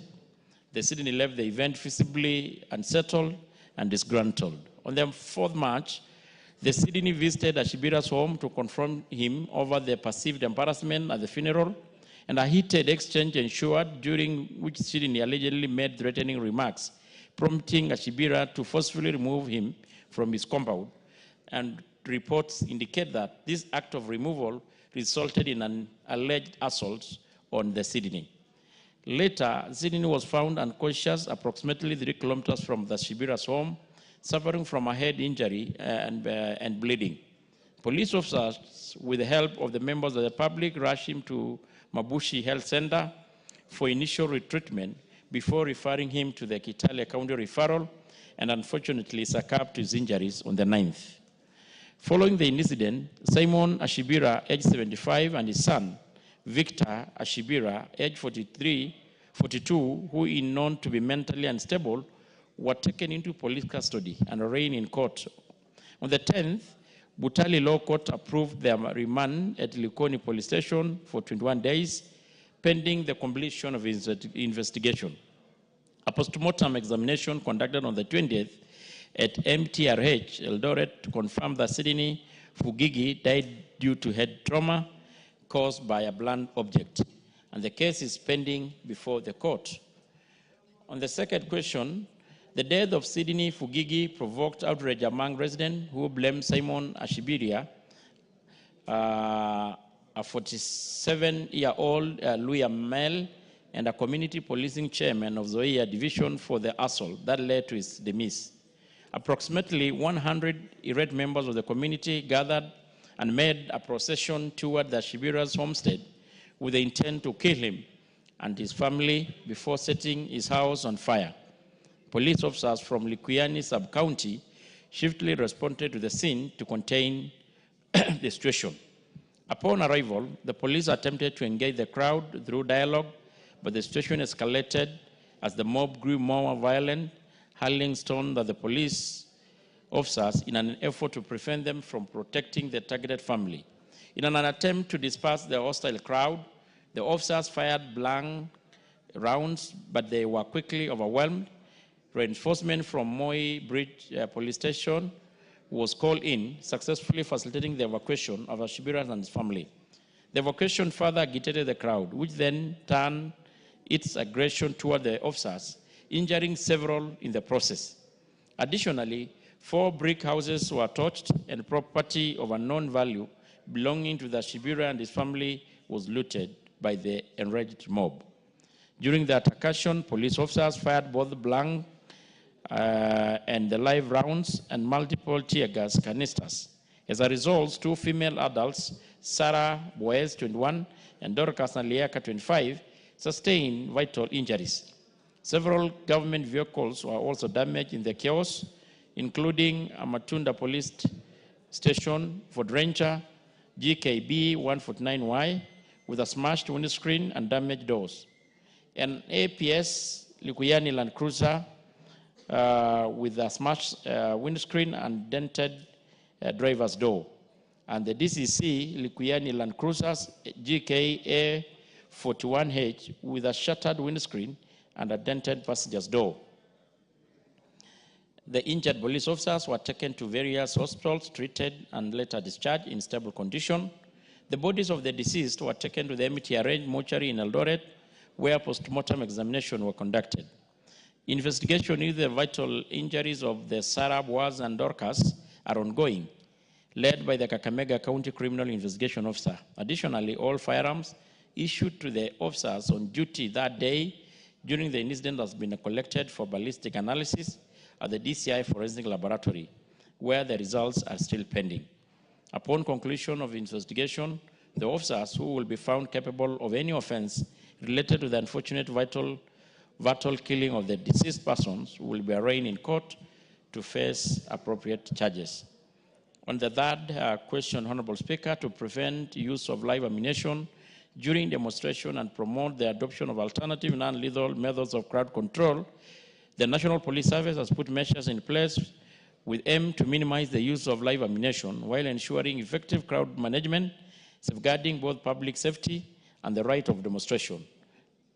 And they include, of course, several of them: policy and legal framework, the training and capacity building. Yeah, that's what I'm doing, Honorable Speaker. Deployment of non-lethal equipment, improvement of command and control, enhancement, public engagement, and community policing. And Honorable Speaker, on the last question, on the step being taken by the ministry, is that the ministry has no vote. That is on the compensation of the deceased, Honorable Speaker, unfortunately, we don't have a vote for the compensation of the victim. And I submit, Honorable Speaker. Yes, Innocent Mugabe, are you satisfied? Thank you very much, Mr. Speaker.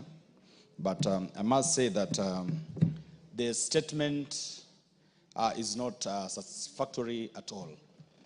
First, from the incident, the young man Sydney was assaulted on 3rd, and the people who took him to hospital are the police. And the police did nothing to arrest the person who assaulted Sydney. And they knew that person, and that person continued walking freely in the community until 9th, when Sydney passed on. It was prudent for the police to arrest the assaulter as Sydney goes to hospital. The assailant. The assailant. As Sydney was taken to hospital. And by the mere fact that this person was not arrested and no action was taken against him, when Sydney died, that is when the community reacted. So my question is, why didn't the police arrest Mr.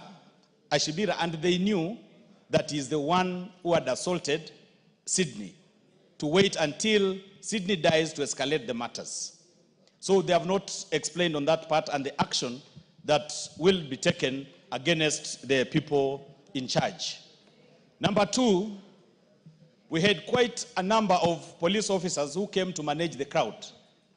He has explained that the crowd was for around only 100 people. Then why use live ammunition on 2 young girls who are not even part of the crowd that was demonstrating? And even the community know the policeman who shot the 2 ladies. So when you tell us about ballistic analysis and all that, to us we don't take it kindly, because the person who shot the ladies is known. Why are you not taking action against that police officer?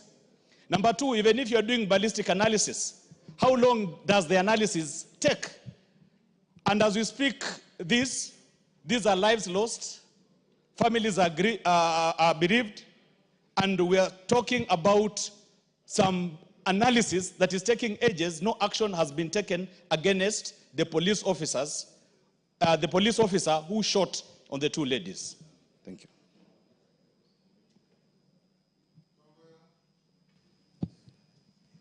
Umesikia vile umeulizwa? Unaweza kujibu? Yeah, Mheshimiwa Speaker. And I think that is a report as presented to us by the ministry. Maybe able to sort a follow-up question, clarification on the issue raised. Has anybody been charged out of this incident? Innocent Mugabe, has anybody been arraigned in court out of this? Yeah. Give him the mic.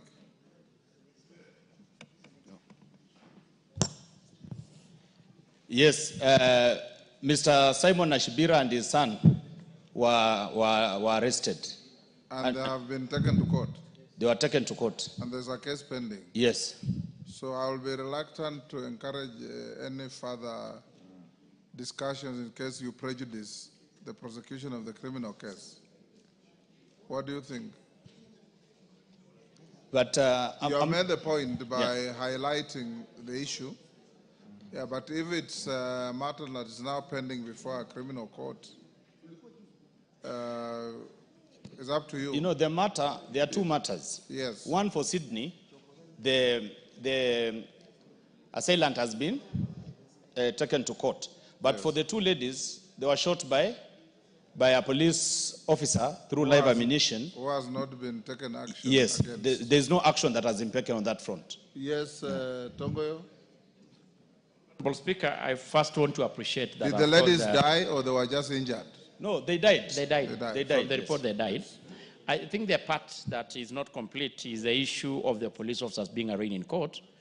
and I think he's probably waiting the ballistic to confirm the rifle that discharged the bullet that killed the deceased. So, Honorable Speaker, maybe we give it a bit of time, and maybe once we resume again, we can sort maybe a follow-up response to the same.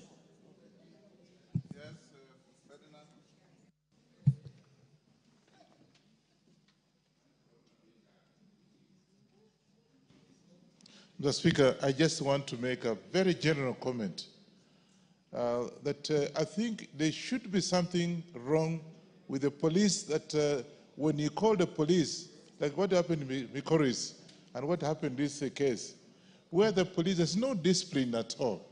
I think police are just acting haphazardly. I don't know what we can do to have discipline so that if they are called upon to quell any disturbances, they are orderly. And from what you are saying is that somebody just haphazardly shot. What happened Kurikoro is where 5 people are killed. It's just because they're just haphazard. Mr. Speaker, I think we should do something, and the police force must actually be disciplined enough to quell whatever disturbance they are in a place, other than having, whenever they go, they are going to kill people. I don't know how we can go about it, but I think I'm personally getting very disturbed that this, if we don't have to say something about it, is getting out of hand. So, Speaker. Bowen, on the same issue?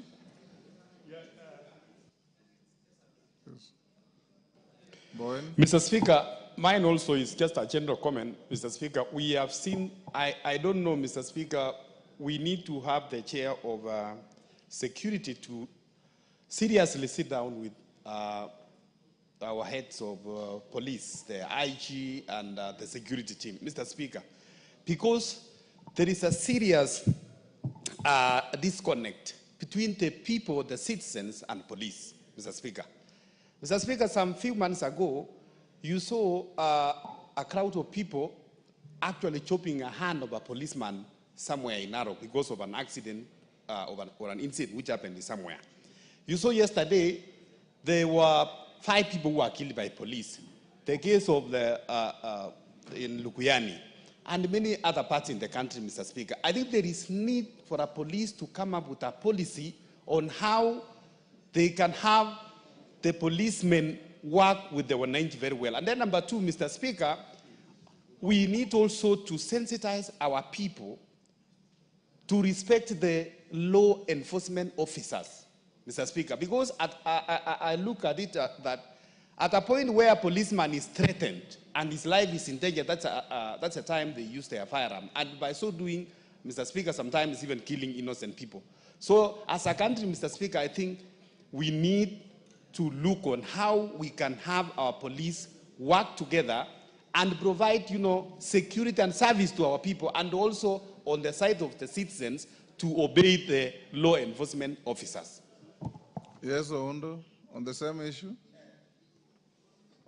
Honorable Speaker, what happened in Honorable Mugabe's place, Likuyani, is a cultural practice amongst the Luya called, in where I come from, is called Osola, which in translated means to revenge against a confirmed assailant who causes death. Honorable Speaker, I had a similar crisis in my constituency about 3 weeks ago. Luckily enough, we didn't lose any lives, but we lost a lot of property. And there was no even injury to the police. Only 8 policemen were dispatched out of a crowd of about 200 people. That's why we are saying that probably the police service needs to study the cultural context of such kind of eventualities and know how to manage. Because sending 8 policemen to control 200 people who are intent on exerting revenge, you are actually putting the life of the policemen in danger, and you are not protecting the affected families. It's a debate that the police service needs to have, because the level of anger by the people against anything looking like government is so heavy, is so deep, that as a country must have that discourse at the earliest moment possible. Otherwise, Honorable Speaker, and the chair is listening, we are going to have fatalities both from the civilians and the police, whenever any confrontation, any issue arises. It's a debate that we cannot put under the carpet. We must have it now and not later. Thank you, Honorable Speaker. 1 minute. Thank you, Mr. Speaker. Mr. Speaker, I'm actually listening to Honorable Wunda, and he's saying this is a debate we may have before there are fatalities. The day after tomorrow, I'm burying my cousin, who is a police officer who was beaten by the public in Bomet. So it's actually a reality. It's called Samuel Orina. We are burying him, and we buried my uncle last week. The same home. And Mr. Speaker, there were sent 2 people, 2 policemen. You must also have seen a policeman under excruciating pain with an arrow lodged in his head. Yes. You can imagine, Mr. Speaker. These policemen are also your children. Yeah. So, Mr. Speaker, you find that in reality this happens. We must find a way of dealing with this, because normally in the house we talk like it's something that happens somewhere. Me, I'm telling you, my first cousin, we are burying him the day after tomorrow. He was killed in Bomet. He was beaten, was left for dead. He went and died of injuries about a week ago. So we need it, something that is no longer theoretical.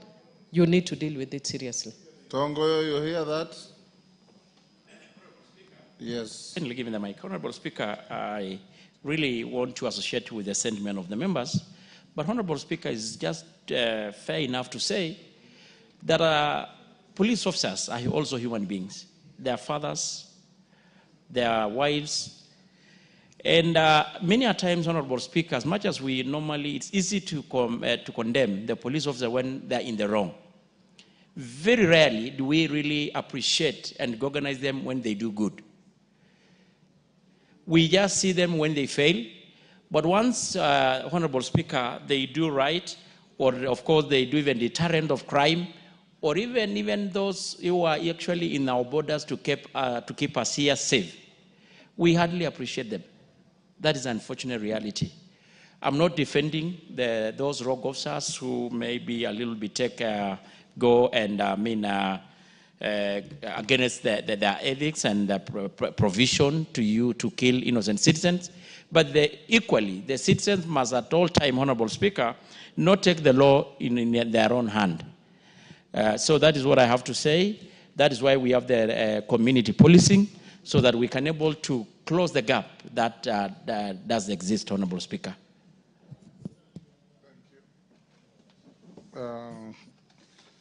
Sigay. Honorable Sigay. Yeah, thank you, Mr. Speaker. I rise to request you, Mr. Speaker, about a statement I issued.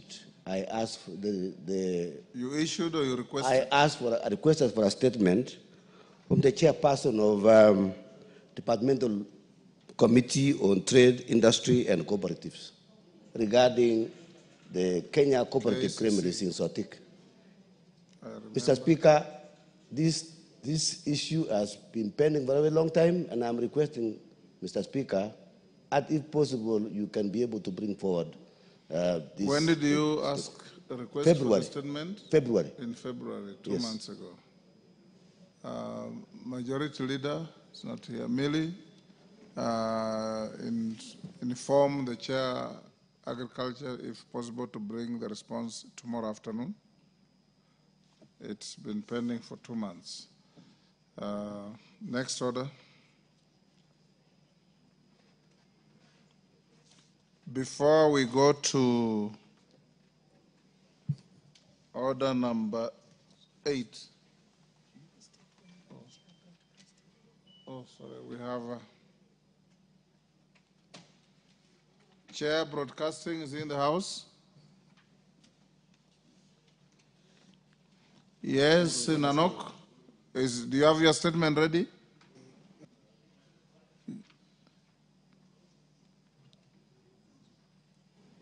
Give him the mic. Yes, Speaker, I have it ready. Yes. But Speaker, looking at the attendance in this chamber and considering the kind of communication I would want to... You can do so tomorrow morning. For sure. Yes. As long as there would be good attendance so that That most is of the neither members here nor can there. pick the information. Yes. Thank you. Proceedings are recorded. Thank you. Allow Honorable Nanok to issue that statement tomorrow in the morning proceedings. Next. Honorable members, before we go to order number 8, which is a committee of the whole, allow me to give this guidance on proposed amendments to the Social Protection Bill, National Assembly Bill number 12 of 2025. Honorable members, before the House proceeds to the next order, which is consideration of the Social Protection Bill, National Assembly Bill number 12 of 2025 and the VAT, Value Added Tax Amendment Bill, National Assembly Bill number 11 of 2025. In the Committee of the Whole House, I wish to provide guidance with respect to consideration of some of the amendments proposed by individual members. Honorable members, as you are aware, it is now established practice under the Constitution that when considering any matter that has a financial implication, the House is bound by the provisions of Article 114(2) of the Constitution. For clarity, Article 114(2) of the Constitution provides that, and I quote, if, in the opinion of the Speaker, a motion makes provisions for a matter listed in the definition of a money bill, the Assembly may proceed only in accordance with the recommendation of the relevant committee after taking into account the views of the Cabinet Secretary for Finance. In this regard, honorable members, as you will notice that in today's order paper, the member for Funyula, Honorable Dr. Ojambo Oundo, MP, has proposed amendments to the Social Protection Bill Social Protection Bill 2025. He is proposing to amend clauses 2 and 31 and introduce new clauses 30A and 30B in the bill, all relating to establishment functions and membership of social protection committees in each sub-county. I have analyzed these amendments and noted that they contain proposals touching on matters listed in the definition of a money bill pursuant to the provisions of Article 114(2) of the Constitution. This means, honorable members, that such proposal may only be proceeded if there is concurrence of the National Treasury through the Departmental Committee on Social Protection. In the absence of evidence that the amendments were processed in the manner contemplated in Article 114 of the Constitution, the Speaker is left with no choice but to direct that the Committee of the Whole House shall not consider any of the amendments or parts of the amendments that have been published in the order paper without a disclaimer. Honorable members, Committee of the Whole House on the Social Protection Bill 2025 will therefore proceed without referring to the proposed amendments by the Honorable Oundo and will be considered as though the amendments have been withdrawn. The House is accordingly guided. Next order. Oundo, unasikia hiyo? Yes. No comment. I've just given direction. I'm not inviting you to comment to that. Next order. Order number 8, Committee of the Whole House. Honorable members, standing.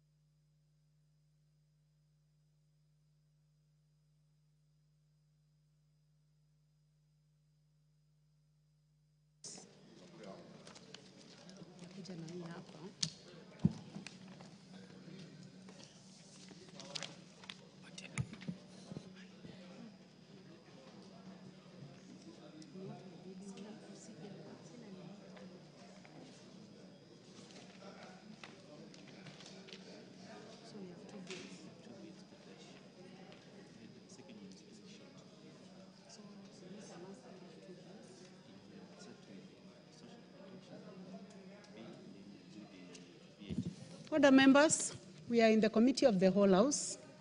We have two bills to deal with.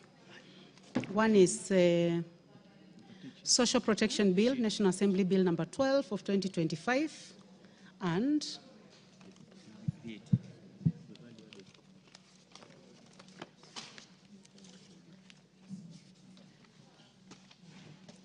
the Value Added Tax Amendment Bill, National Assembly Bill number 11 of 2025.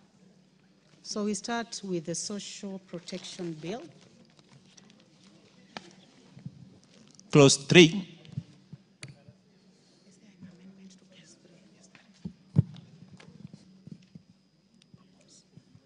I propose the question that Clause 3 be part of the bill. There is an amendment, Chair. Majority Leader or Chair? Okay, thank you. Chair is in the House. Okay. Honorable Chair, I beg to move that Clause 3 be amended as indicated on the order paper. Honorable Chair, justification Article 43(3) of the Constitution mandate the state to provide appropriate social security to persons who are unable to support themselves and their dependent. Further, it is not financially tenable to caution all persons in need against risk and contingencies throughout their life cycle as currently provided on the bill. Thank you, Chair. Honorable members, I now propose the question that Clause 3 is amended. That Clause 3 be amended as proposed by the Chair. Any interest in this? I don't see any interest. Yes, there is interest. Honorable Tom Kajwang, Raraka. Or honorable members, any member who is interested in making comments on the amendments, please go to the intervention. And if you are not interested, please remove your cards. So Honorable Tom Kajwang, please remove your card. Honorable Sarah Korere, Laikipia North, please remove your card. Honorable members, I put the question that Clause 3 as amended be amended as proposed by the Chair. Will as many as of that opinion say aye? Will as many as of a contrary opinion say nay? The ayes have it.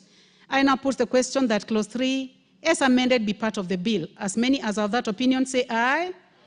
Will as many as of a contrary opinion say nay? The ayes have it. Clause 4 and 5. I put the question that Clause 4 and 5.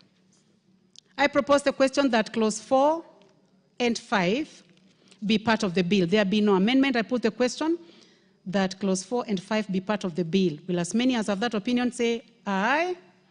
Will as many as of a contrary opinion say nay? The ayes have it. Clause 6. I propose the question that Clause 6 be part of the bill. Chair, you have an amendment. Yes. Honorable Chair, I beg to move that Clause 6 be amended as indicated on the order paper. The justification of this is a replacement of the word may with shall will obligate the county government to implement national government policies on social protection through county-specific registration and strategies as opposed to making it optional as currently provided in the bill. Thank you, Chair. Honorable James Nikal, do you have interest in this? Let me first of all propose the question. I propose the question that Clause 6 be amended as proposed by the chairperson. Honorable Nikal. Thank you, Chair. I rise to support this amendment. Social protection, Chair, is actually important. As of now, there is a lot of disconnect between what is happening at national level and at the county level. And actually, there is duplications. So I think this amendment actually will create the link that is required and even give provision for the counties to actually look at ways that they'll do. This is actually more appropriate to them. Therefore, I support. Thank you, Honorable Nikal. Honorable members, I now put the question that Clause 6 be amended as proposed by the chairperson. Will as many as have that opinion say aye? Will as many as have a contrary opinion say nay? The ayes have it. I now put the question that Clause 6 be amended as amended be part of the bill. Will as many as have that opinion say aye? Will as many as have a contrary opinion say nay? Honorable members, will as many as have a contrary opinion say nay? The ayes have it. Clauses 7 and 8. I propose the question that clause 7 and 8 be part of the bill. No amendment, so I put the question that clause 7 and 8 be part of the bill. As many as have that opinion say aye. Will as many as have a contrary opinion say nay? The ayes have it. Clause 9. I propose the question that clause 9 be part of the bill. Honorable Nganga, you have an amendment. Chairperson. Thank you. Honorable Chair, I beg to move that clause 9 be amended as indicated in the order paper. These amendments seek to ensure that the statutory mandate of existing ministries, department, directorate, state corporation, trust, or other agencies of the government are not interfered with or affected by operation of the National Board for Social Protection. Thank you, Chair. I now propose the question that clause 9 be amended as proposed by the chairperson. Any interest in this? Professor Waudo, member for Funyula. Chair, the amendment under B does not clearly come out clearly, Honorable Chair, because I really don't foresee, probably the Chair could explain a little bit, what problem are they trying to cure? Because by saying that despite Section 1, nothing in this Act confers upon the board the power to perform functions that are under the mandate of other government ministries, departments, trusts, or agencies. I cannot fathom how a board can undertake a function that's not within their remit. Yet, I don't understand which other ministry or department that has got the powers or the authority to undertake social protection services. Because the way the Act is I think you have framed, made your point. You've made your point. Honorable Chair, would you kindly explain the rationale for 9B? Thank you very much. We needed to clarify, Honorable Chair, because we see most of the time there are boards that when they're executing their mandate and they refer that mandate is being undertaken by another board on another department. I was sitting with the Committee of Social Protection with Honorable Nyikal, and we realized even with the department that we oversight, there are those ones who are oversighting other departments that they are not supposed to be. So this one is creating that problem to specifically deal with their mandates. Thank you. I give a chance now to the Honorable Member for Seme. Chair, this is, I rise to support this because it's the definition of social protection. To a large extent, when we talk of social protection, people actually see cash transfers. People don't realize that even SHA, health insurance is social protection. Agricultural subsidy is a social protection. School feeding is also social protection. So without putting that, but I think there is also further on means for cooperation without bringing that. So that conflict always occurs if one is not careful. Thank you. I support.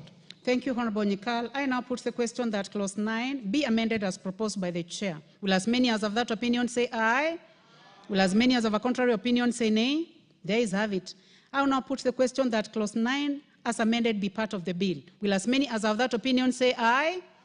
Will as many as of a contrary opinion say nay? The ayes have it. Clause 10. I propose the question that clause 10 be part of the bill. Mover, Chairperson.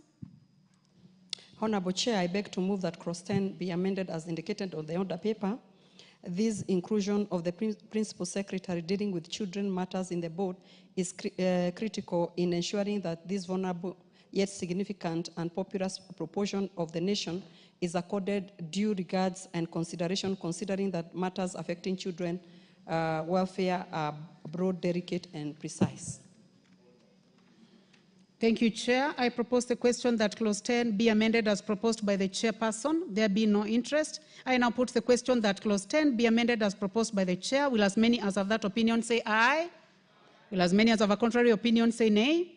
The ayes have it. I now put the question that clause 10 as amended be part of the bill. Will as many as of that opinion say aye?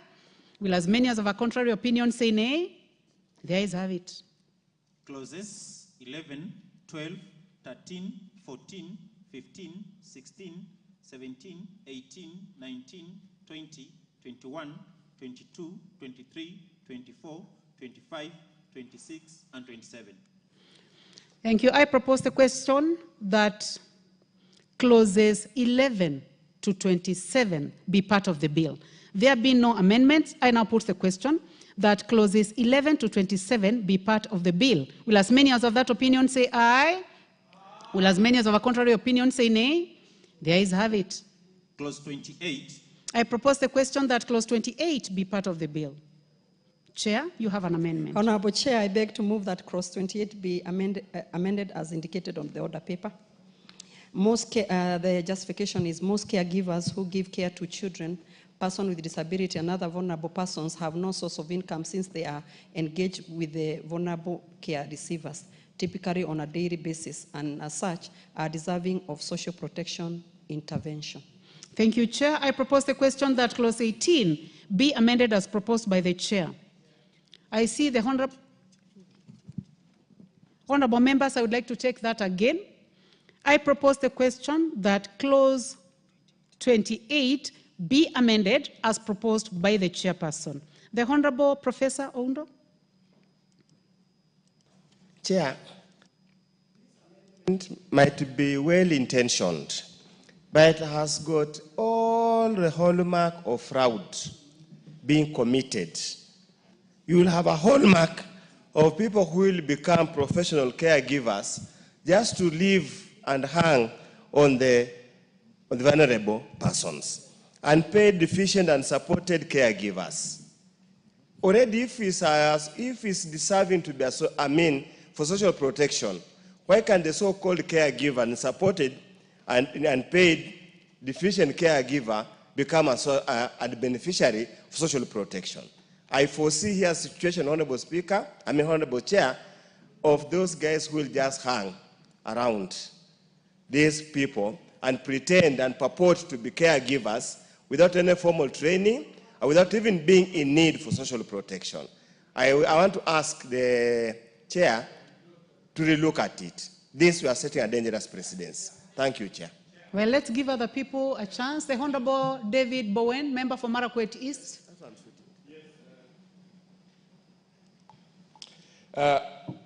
Madam Chair, with due respect to my good friend, the Honorable Chair Alice, this amendment is not very good, Madam Chair, because, like the Honorable Undo have just said, this is subject to abuse. Unless it is clearly defined elsewhere, these who are these caregivers, Honorable Chair, I don't think the Honorable Chair, Honorable Alice, if you can drop this amendment, and then we can relook it later when it is clearly defined. The Honorable James Nikal. The origin of this is when we're dealing with severely disabled persons. Actually, at the beginning, the onset was, who are you supporting? The caregiver or the severely disabled person?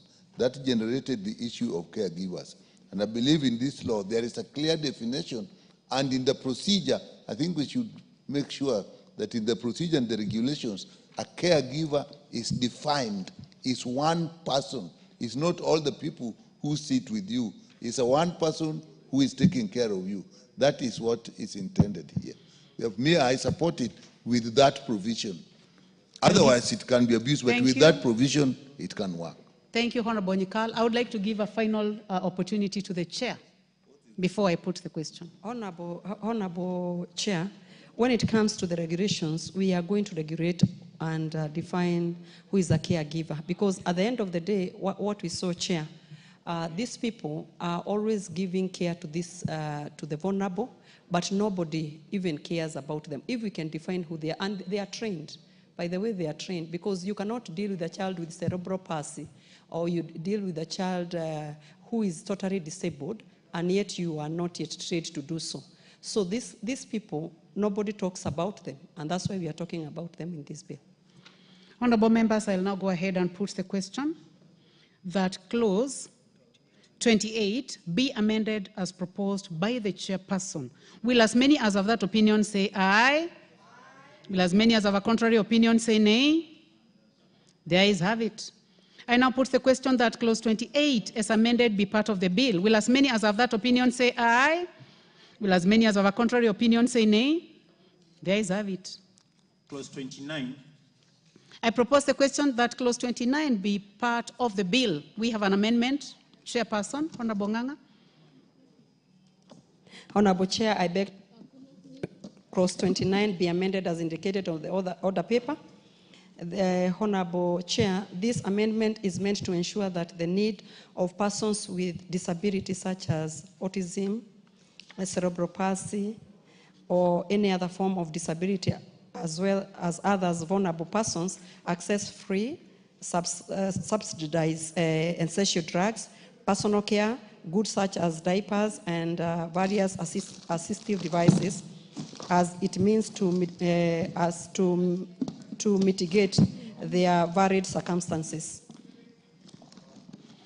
Thank you, Chair. I propose the question that clause 29 be amended as proposed by the chairperson. I do not see any interest in this, so I'll go ahead and put the question that clause 29 be amended as proposed by the chair. Will as many as of that opinion say aye? Will as many as of a contrary opinion say nay? The ayes have it. I now put the question that clause 29 as amended be part of the bill. Will as many as of that opinion say aye? Will as many as of a contrary opinion say nay? The ayes have it. Clause 30. I propose the question that clause 30 be part of the bill. There be no amendment. I now put the question that clause 30 be part of the bill. Will as many as of that opinion say aye? Will as many as of a contrary opinion say nay? The ayes have it. Clause 31. I propose the question that clause 31 be part of the bill. We have an amendment, Chairperson. Honorable Chair, I beg to move that clause 31 be amended as indicated on the order paper. This clause, Honorable Chair, this amendment is meant to compel the board to respond to a social protection application within a set timeline of 60 days. Currently, there is no timeline set in this bill. Thank you, Honorable Chair. Thank you, Chair. I propose the question that clause 31 be amended as proposed by the Chair. I do not see any interest. I now put the question that clause 31 be amended as proposed by the Chair. Will as many as of that opinion say aye? Will as many as of a contrary opinion say nay? The ayes have it. I now put the question that clause 31 as amended be part of the bill. Will as many as of that opinion say aye? Will as many as of a contrary opinion say nay? The ayes have it. Clause 32. I propose the question that clause 32 be part of the bill. I now put the question that clause 32 be part of the bill. Will as many as of that opinion say aye? Will as many as of a contrary opinion say nay? The ayes have it. Clause 33. I propose the question that clause 33 be part of the bill. We have an amendment. Chairperson. Thank you, Honorable Chair. Honorable Chair, I beg to move that clause 33 be amended as indicated on the order paper. Honorable Chair, this amendment is meant to accord social protection applicants who may wish to appeal the board's decision rejecting their application opportunity to approach the Cabinet Secretary as an optional appeal avenue or appeal directly to the High Court. This is because many vulnerable persons may not be sufficiently resourceful to make a direct appeal to the High Court due to the existing vulnerability. An application whose appeal to the Cabinet Secretary is responsible for social protection will be at liberty to further appeal to the High Court if the applicant so wishes. Thank you, Honorable Chair. Thank you, Chair. I propose the question that clause 33 be amended as proposed by the chairperson. I now put the question that clause 33 be amended as proposed by the chairperson. Will as many as of that opinion say aye? Will as many as of a contrary opinion say nay? The ayes have it. I now put the question that clause 33 as amended be part of the bill. Will as many as of that opinion say aye? Will as many as of a contrary opinion say nay? The ayes have it. Clauses 34, 35, 36, 37, 38, 39, 40, 41, 42, 43, 44, 45, 46, 47, 48, 49, 50, 51, 52, 53, 54, 55, and 56. I propose the question that clauses 34 to 56 be part of the bill. There be no amendments. I now put the question that clauses 34 to 56 be part of the bill. Will as many as have that opinion say aye? Will as many as have a contrary opinion say nay? The ayes have it. The schedule.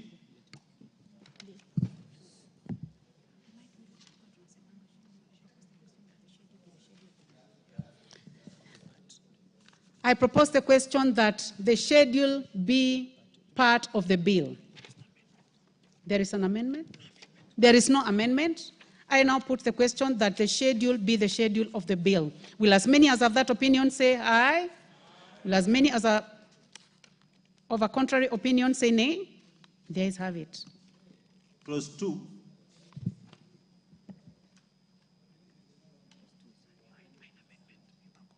I propose the question that clause 2 be part of the bill. There is no amendment, so I now put the question that clause 2 be part of the bill. Will as many as have that opinion say aye? Will as many as have a contrary opinion say nay? The ayes have it. Title. I propose the question that the title be the title of the bill. There be no amendment. I now put the question that the title be the title of the bill. Will as many as have that opinion say aye? Will as many as have a contrary opinion say nay? The ayes have it. Title. Clause 1. I propose the question that clause 1 be part of the bill. There be no amendment. I now put the question that clause 1 be part of the bill. I now put the question that the title be the title of the bill. Will as many as have that opinion say aye? Will as many as have a contrary opinion say nay? The ayes have it.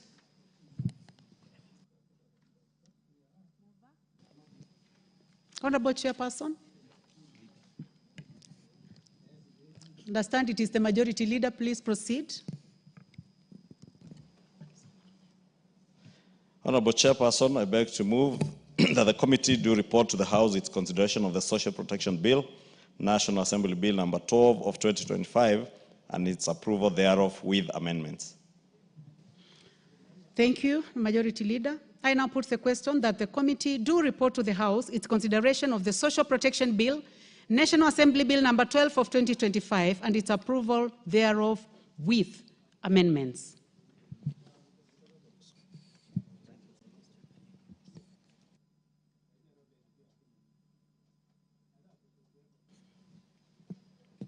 Will as many as have that opinion say aye?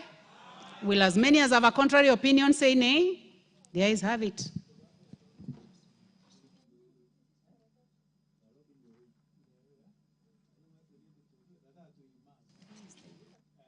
Members, we are now going to move to the next bill, which is now going to be handled by the Majority Leader, the Value Added Tax Amendment Bill, National Assembly Bill number 11 of 2025. Majority Leader. Honorable Chair, I want to beg your indulgence because having consulted the Chair of the Finance Committee, they are currently in a meeting with the Kenya Revenue Authority, still deliberating on some of the effects of this, the amendments that were proposed in this amendment bill. And I therefore beg your indulgence that we do adjourn committee on the consideration of that particular bill until the Finance Committee finalizes with their report. Honorable members, the request by the Majority Leader is assented to.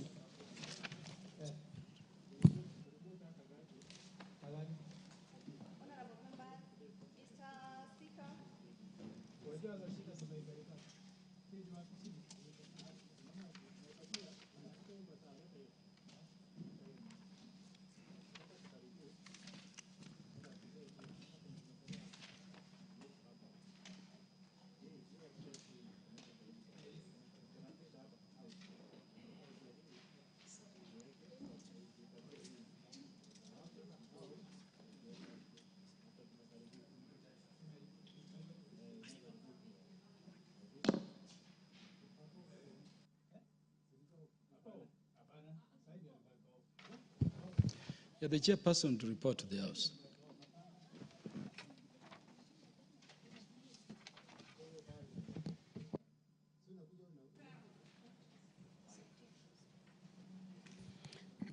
Thank you. Honorable Speaker, I beg to report that the Committee of the Whole House has considered the Social Protection Bill, National Assembly Bill number 12 of 2025, and approved the same with amendments. Thank you, Mr. Speaker. The mover to move agreement with the report.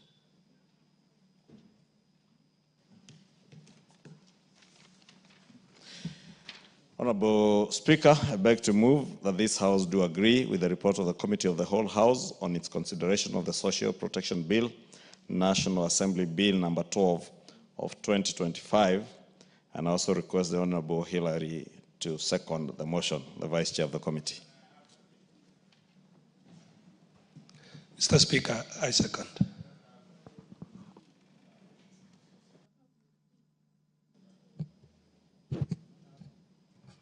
Honourable members, I propose the question. This House do agree with the report of the Committee of the Whole House on its consideration of the Social Protection Bill, National Assembly Bill number 12 of 2025.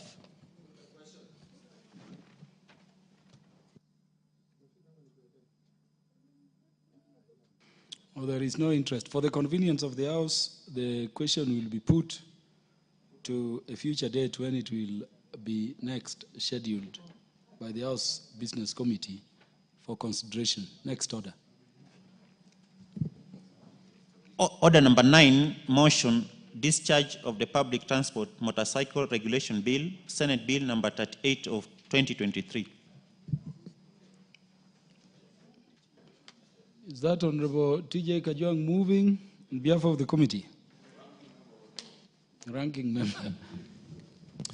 Mr. Chair, Mr. Speaker, I have the pleasure to have been delegated by the Chair of Transport and Infrastructure to move the bill as in the order paper for the discharge of the Senate Amendment Bill, which is before us. Mr. Speaker, we want to create a precedence on how this House can relate to the other House. A bill which emanates from the other House. The Honorable T.J. Kajwang, the House has not had you move before you start debating. So would you begin by moving? Mr. Speaker, sir, I move the motion as is in the order paper in motion number 8. I suppose it's 8, is it? Thank you. Yeah, the Honorable T.J. Kajwang, do you have the standing order with you? And I know you are the order paper. Kindly pass the order paper to Honorable T.J. Kajwang is an old member. Yes. And obviously, Honorable Kangogo cannot pretend to know more of the standing orders than I. But I think it is because I did not have the order paper in my hands. And so, Mr. Speaker, that notwithstanding the provisions of Standing Order 127.5, Mr. Speaker, I beg to move the motion for the discharge of the Public Transport Motorcycle Regulation Bill, Senate number 38 of 2023. That notwithstanding the provisions of Order 127.5 and taking into consideration the request from the Senate for withdrawal of the Public Transport Motorcycle Regulation Bill, Senate Bill number 38 of 2023, this House resolves to discharge the Public Transport Motorcycle Regulation Bill, Senate Bill number 38 of 2023 from the second reading. I so move. Mr. Speaker, the gist of this motion is simply to create a legal infrastructure on how we conduct business in the other house and in this house.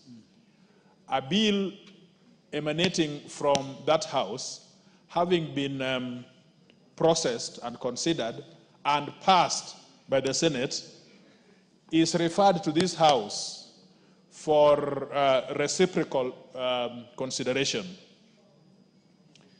When it lands in this house, it ceases to be the property of the Senate. It is the property of this house. And how to deal with it and how to process it remains the province of this house under the relevant standing orders. But something happened in the process by which this bill was processed that is new in this jurisprudence, that a member having Honorable Boni Halwale, who is a majority leader in that house, proposed a bill as an individual member's bill. Then when it landed in this house, then he sought by way of letter to withdraw that bill when it was in this house. Now, Speaker, faced with that circumstance, did not, for want of creating relationship, having a mutual relationship between that house and this house, in the Speaker's communication, which was read the other day, found that he was very sympathetic to that member, but that member of the Senate could not withdraw what is before this house. And so, in the best interest and in the best advice of the Speaker, that therefore we have a motion before us so that this house should express itself one way or the other. Because we do not have the standing orders that is allowing a senator who has already processed his bill to come and withdraw something before us. That can only come by action of the majority leader. Now, Honorable Speaker, we need to structure, we need to regulate this border business. Everybody accepts. Because it is a big problem, it is a time bomb in our hands. You go to several jurisdictions, I was in Doha last week, you don't see a single border on the streets. Nothing, not even one, except for the service providers like the e-hailing and things that help the society do their things. But you go to India, there are all those borders on the streets. In fact, somebody has a whistle, the traffic officer has a whistle and puts a line to be able to stop the two-wheelers. Now that is happening here in Kenya. And it is going in almost in all jurisdictions in East Africa. You go to Uganda in the neighborhood in Kampala, there are all those borders. The next you go to 9th floor in Kenyatta Hospital. It is a hospital for bones broken by motorcycles. You drive along these roads, it is more dangerous on your left-hand side than on the right-hand side, because a motorcycle will appear somehow on the left-hand side before you know it. And so everybody understands that we need to regulate this sector. But on the other side of the flip coin, it is the source of revenue of our young people. It is also an employment facility for our young people to be employed, gainfully employed. They get revenue, they get their hard-earned living as a result of this. So that is not disputed. But it is high time that there is a law that contains the whole of this. The Traffic Act does very little to be able to control the motorcycle border. And so we are agreed. But the point is that we need legislation. And so we support the fact that there is a legislation before us, but even if there is a legislation before us, can it be processed in a proper manner? And so I have come this afternoon to support the discharge of this bill so that we in Transport Committee can take it up and look at what is good in it so that we can turn it into law and we can get the regulations. And more importantly, we must also have the input of the the executive to give us the policy behind it so that we create a law that conforms both to the policy and to the things that help the society. I'm told that Honorable Senator Boni Kalwale found himself with a hot potato in his hands. He was doing a good legislation, but at some point, there are a few drivers out there, or a few motorcycle associations out there, which threatened him that if he processed that legislation, then he would be voted out. Or I'm told that the senator, he aspires to be the governor of some county. So just a mere few people in his hands made him throw this legislation and write to the speaker to withdraw. What kind of governor would that be if he was given the chance? Just a few motorcycle riders making him throw a whole legislation, you know. And so we must do our role, which is the national, we must regulate this industry. And so we want to take it up. And in a short while, I can assure the leader of majority that in a short while, the cabinet will issue a cabinet paper authorizing us to be able to bring this legislation before the assembly and process it. We will not be intimidated as the member for the senator for Kakamega. We will not be intimidated. And between me and the leader of majority, we do not want to be governors of any county. And so we will do this duty without all those considerations. So, Mr. Speaker, I wish to support and move that members accept with a lot of humility to discharge this bill. If for no anything, just to let Alwale know that there is no procedure in the standing order for withdrawing a bill once it is here. He wants to usurp powers which he does not have, to usurp powers in the assembly when he is in the Senate. Mr. Speaker, with those remarks, I support and I move, I propose, and I think the leader of majority will be kind enough to second. I thank you, Mr. Speaker. Leader of majority, hoping you don't fear border riders. Thank you, Honorable Speaker. You know, fear and me are never in the same sentence, Honorable Speaker. But allow me, Honorable Speaker, to second this motion by the Committee for Transport and Infrastructure to discharge the Public Transport Motorcycle Regulation Bill, which, Honorable Speaker, as many members may have noted, even the name itself, I don't know, I know Dr. Kalwala is a medical doctor, but English, I think, is he should have borrowed some better English from this assembly. But as a mover has said, this being a bill, a private member's bill that came from the Senate, and Senator Halwale, who was the proposer of this bill, has written seeking to withdraw. But as the Honorable Kajwang has said, and as was noted by the Speaker in his communication, there is no process of a senator withdrawing anything from this House.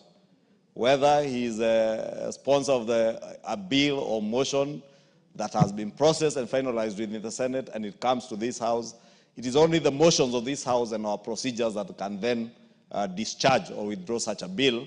And therefore, let it be a lesson not just to Senator Halwale, but to the other senators, that if you want to propose legislation, be man enough to be able to bear the consequences of the choices that you make, because we've previously been told that choices have consequences. Honorable Speaker, I want to agree with the mover, Honorable Kajwang, that if you intend to be a governor of a county, you will be required to make hard decisions and the right decisions on behalf of the people. That is what leadership calls for. As a leader, time and again you'll be called upon to make decisions, some that may not be popular with the masses, but are the right decisions. And how I wish Senator Boni Halwale had allowed leadership to take charge of his decisions other than political expediency. Because the decision to withdraw this bill by the Honorable Senator Boni Halwale is more of political expediency and playing to the gallery than being a leader. And probably the people of Kakamega are the ones to judge whether that is somebody they would trust to lead other than politic. Because it is very easy to politic and shout in funerals, in political rallies, but to offer leadership is a different issue altogether, Honorable Speaker. And that's why I want to agree with the Honorable TJ Kajwang that there is need to offer leadership in regulating how our transport sector, right from our trains under Kenya Railways, to our buses and matatu sector, all the way down to the use of private vehicles, and including border borders, Honorable Speaker. Because it is chaotic to drive on Kenyan roads, Honorable Speaker. As Honorable TJ says, it is more dangerous to check what is on your right than on your left today. Because people overtake, you expect that people will be overtaking on your right because we drive on the left, we are left, it's called what? Right-hand drive cars, and we keep left on our roads. But people overtake from the left, from your right, join the roads from every other corner, overtake at all manner of places, including blind spots, Honorable Speaker. Passengers on motorcycles, and you'll be shocked, Honorable Speaker, somebody the other day narrated to us in the House Business Committee how he witnessed 3 policemen, and shockingly, traffic policemen, spying on passengers on a border. Those are the people who are supposed to be enforcing the law to make sure that every border has one pylon passenger, Honorable Speaker. But you find policemen are the ones flouting the same laws, Honorable Speaker, that they are supposed to be enforcing. Therefore, that tells you the need to have proper legislation and to ensure that the same laws that are there are enforced, Honorable Speaker.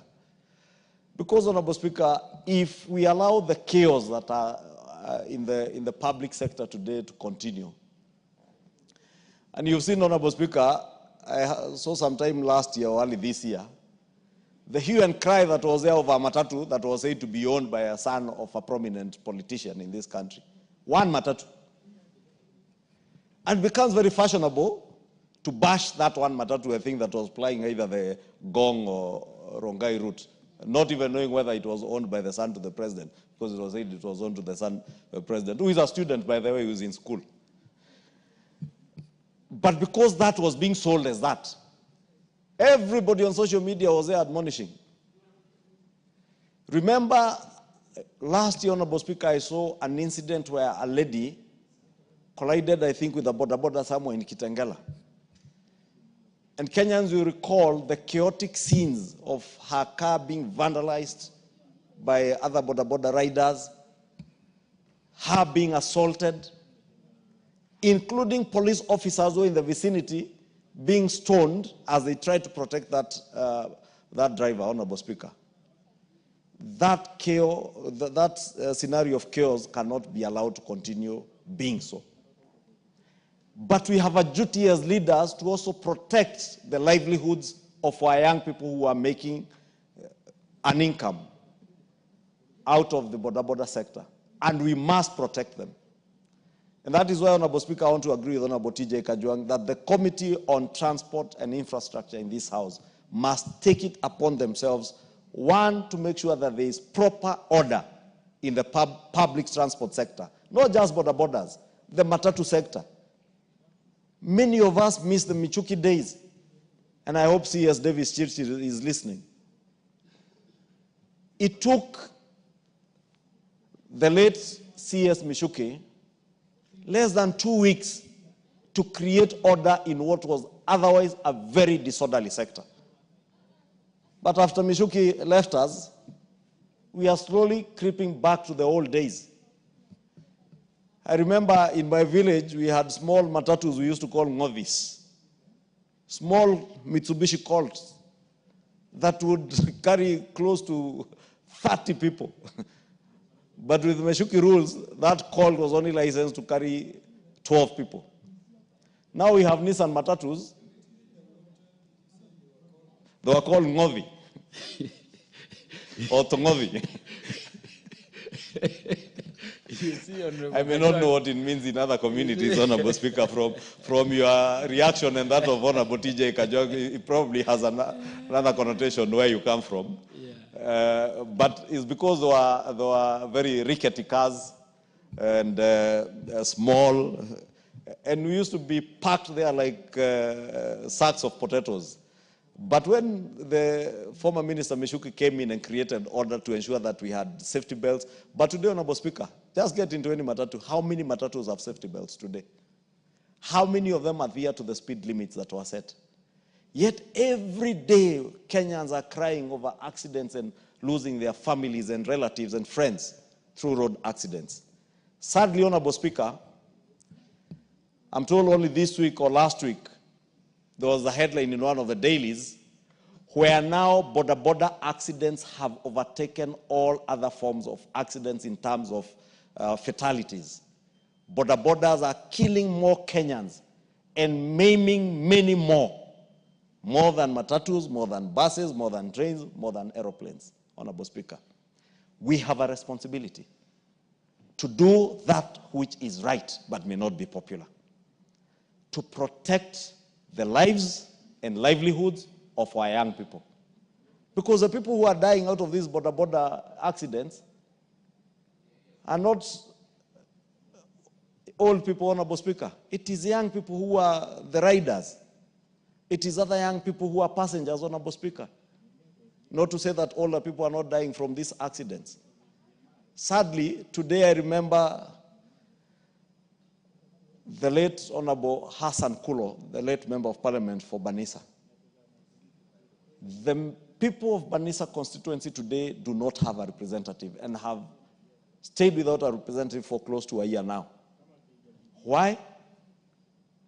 Out of a motor accident occasioned by a border. Why? Because we don't adhere to the rules that are there. You are carrying, I remember the case of the late Honorable Kulo. I think it was gas cylinders or some cylinders that were, or mitungis that were tied onto the border on both sides.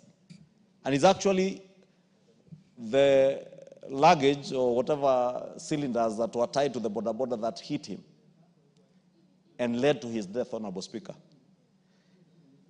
That may be a member of parliament, and we may think, Honorable Speaker, or probably Honorable Boni Khalwala may imagine that it cannot get to him because he's a member of parliament. He has a privilege of having a big car.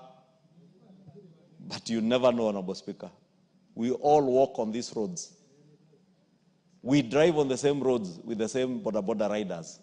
If we do not create order, we will only have ourselves to blame. We must not wait for that time of regret. We must do that which is right. Have laws that will regulate the entire public transport sector, Honorable Speaker. Look at our trains, Honorable Speaker. At times, you only thank God during rush hour on some routes, I don't want to name many of those routes, where passengers are even riding on top of the train, not in the train, not hanging on the train, on top of the train.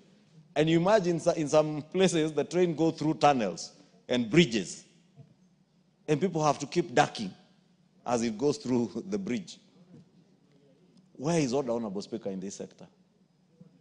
Do we still have a cabinet secretary in charge of this sector? Yet we have a whole state department in charge of transport. How many Kenyans know who the PS for transport is? Honorable Speaker, I am certain if I asked even members here who the principal secretary in charge of transport is, they do not know. You can hear members asking. That is why we miss the late John Mishuki. How I wish Honorable Senator Khalwale would get the balls of the late Honorable John Mishuki. But we live to do what is right, and I do pray that the Committee of Transport and Infrastructure, which the Honorable TJ Kajwang is a ranking member of, will act to make sure that we have order in the entire sector, Honorable Speaker, so that when we speak about telematics in traffic control in Nairobi and other urban centers, systems alone will not deal with the problem. It has to be systems and our own habits as we drive, as we walk, as we ride on these roads, Honorable Speaker. But if we, whatever manner of traffic control systems that we put in the city and other areas, if we do not have the discipline to use them, Honorable Speaker, they will all be investments in futility and a waste of public resources unless we change our attitudes, our behavior, and ensure that all these public sector modes of transport from border, matatus, private vehicles to the train are well and properly regulated. And I look forward to the day that this committee will bring as a law that will serve to create some order in this area, Honorable Speaker. But with that, I beg to second the discharge of this bill by the Honorable Senator for Kakamega, who I would also urge next time, before you sit and formulate legislation, think through and decide whether you want to do that which is right or that which is popular.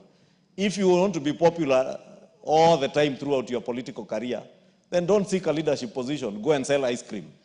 That one you will make people happy all the time. Otherwise, in this business that we are in, we're in the business where at times you will make people happy. At times, they will be unhappy with you. But if you are doing the right thing, at the end of the day, they will come to realize that that which you are doing was in their best interest. And that is why they trusted you with leadership, so that you lead and they follow. And you lead so that you get the best out of them and for them. Thank you, Honorable Speaker.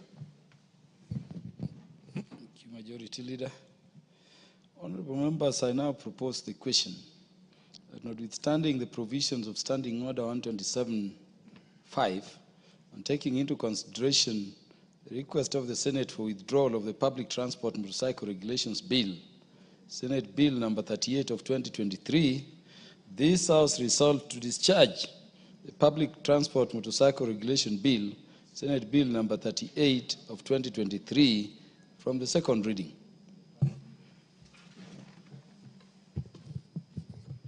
The Honorable Dr. Wilberforce Oundo, the MP for Funyula. Thank you, Honorable Speaker. Let me also stand here to support the motion that has been moved by our good colleague in respect to discharge of the Public Transport Motorcycle Regulation Bill, Senate Bill number 3 of 2023. And Honorable Speaker, let me go on record that Busia Town and Busia County was actually the starting point of border. And it started with a bicycle, what we would carry people along with a bicycle. And the Honorable Speaker, by then, a bicycle was more valued more than a car. If you never owned a bicycle, even if you owned a Mercedes-Benz, nobody took you serious. They thought you had not encompassed the culture and aspiration of the people. Honorable Speaker, the motorcycle has revolutionized transport in this country. the border sector's revolutionary transport in this country has made transport more accessible and has allowed people to reach various destinations he thought that they would not have reached because of poor roads. Honorable Speaker, and because of the traffic jam in this country, especially in Nairobi, motorcycle comes in handy in terms of speed and ability to reach a destination that others would have taken you much longer to get there because of traffic jam. Honorable Speaker, Boda Borders is one of the biggest employer of both the youth, some old people, and people who probably had no other avenue of making a living. That's a fact. Honorable Speaker, Boda riders are our sons and daughters, are members of this society, that whichever way we look at it, we must find a mechanism to protect their business, to protect their jobs, yet ensure there is safety. Honorable Speaker, I have had the privilege to teach at a university in Rwanda, Kigali, for almost 1 year. And Honorable Speaker, forget any other thing, what they talk about cleanliness, what about Kigali and Rwanda as a whole, is the discipline of the they were called moto, border riders. Indeed, Honorable Speaker, I want to reiterate again, it's a sector, if well regulated, if the players are well disciplined, then Honorable Speaker, is a sector that can transform the economy of this country tremendously. I've also had the privilege of traveling outside the country, in Western Europe or in the US, and indeed I have never seen a motorcycle being a means of public transport, because their transport system is well elaborate, is well developed, and is well regulated. Honorable Speaker, the need to regulate the industry cannot be gainsaid. That is a fact. And I had thought that by the time our good friend, the bullfighter, is a bullfighter, and a bullfighter does not fear anything. By the time the bullfighter thought and drafted this law, he must have applied his mind, both politically and coming from a medical field, being an academia, he must have looked at what are the consequences. Sometimes, Honorable Speaker, it is a terrible waste of public resources to go all this way, to go through all that process, and then when it's at the tail end, nevertheless that is allowed under the standing order under the law, you come and withdraw the bill. I do not have the privilege of having read his letter seeking to withdraw, and what were the reasons given for withdrawal. Regardless the reason given for withdrawal, it is a terrible waste of public resources. And when I meet him, Honorable Speaker, I will tell him as much, that we felt there's a terrible waste of resources, being a person who stood in this house and said, for corruption to end,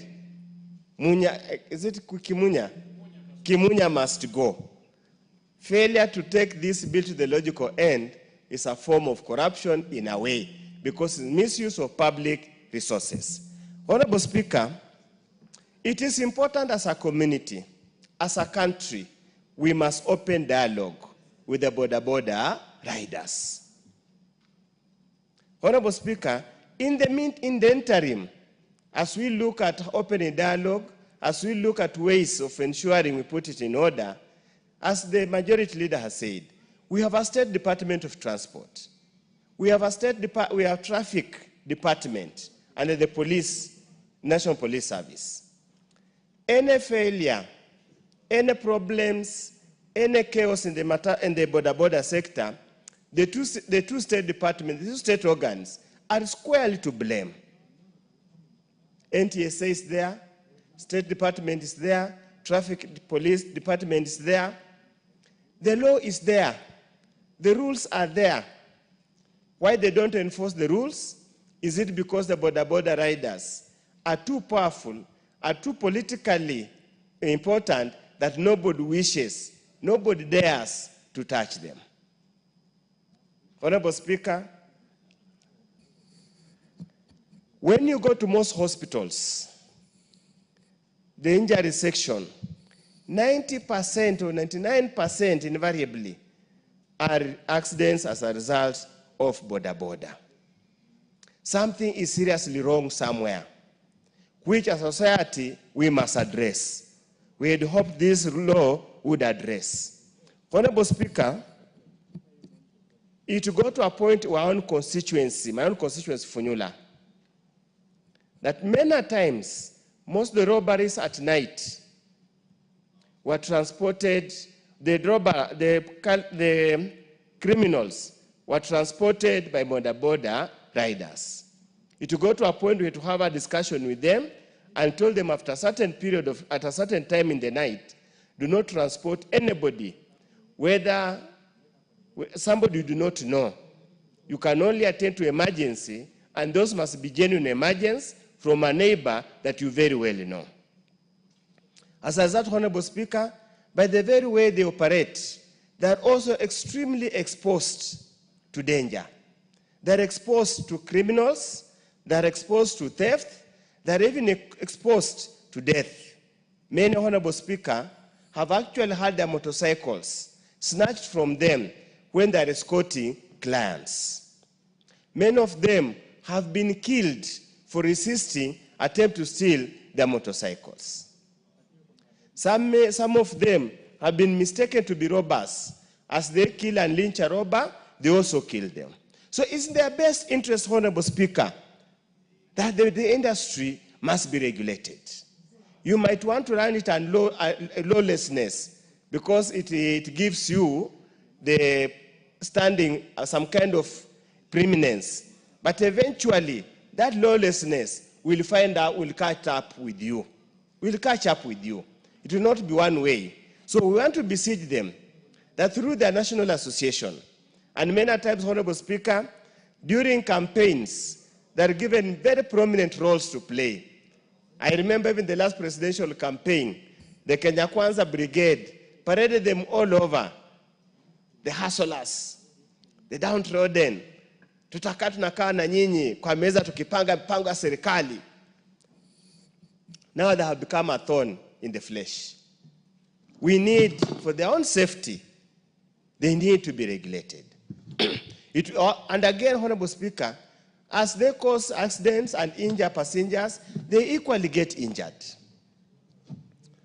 Many of them end up maimed forever.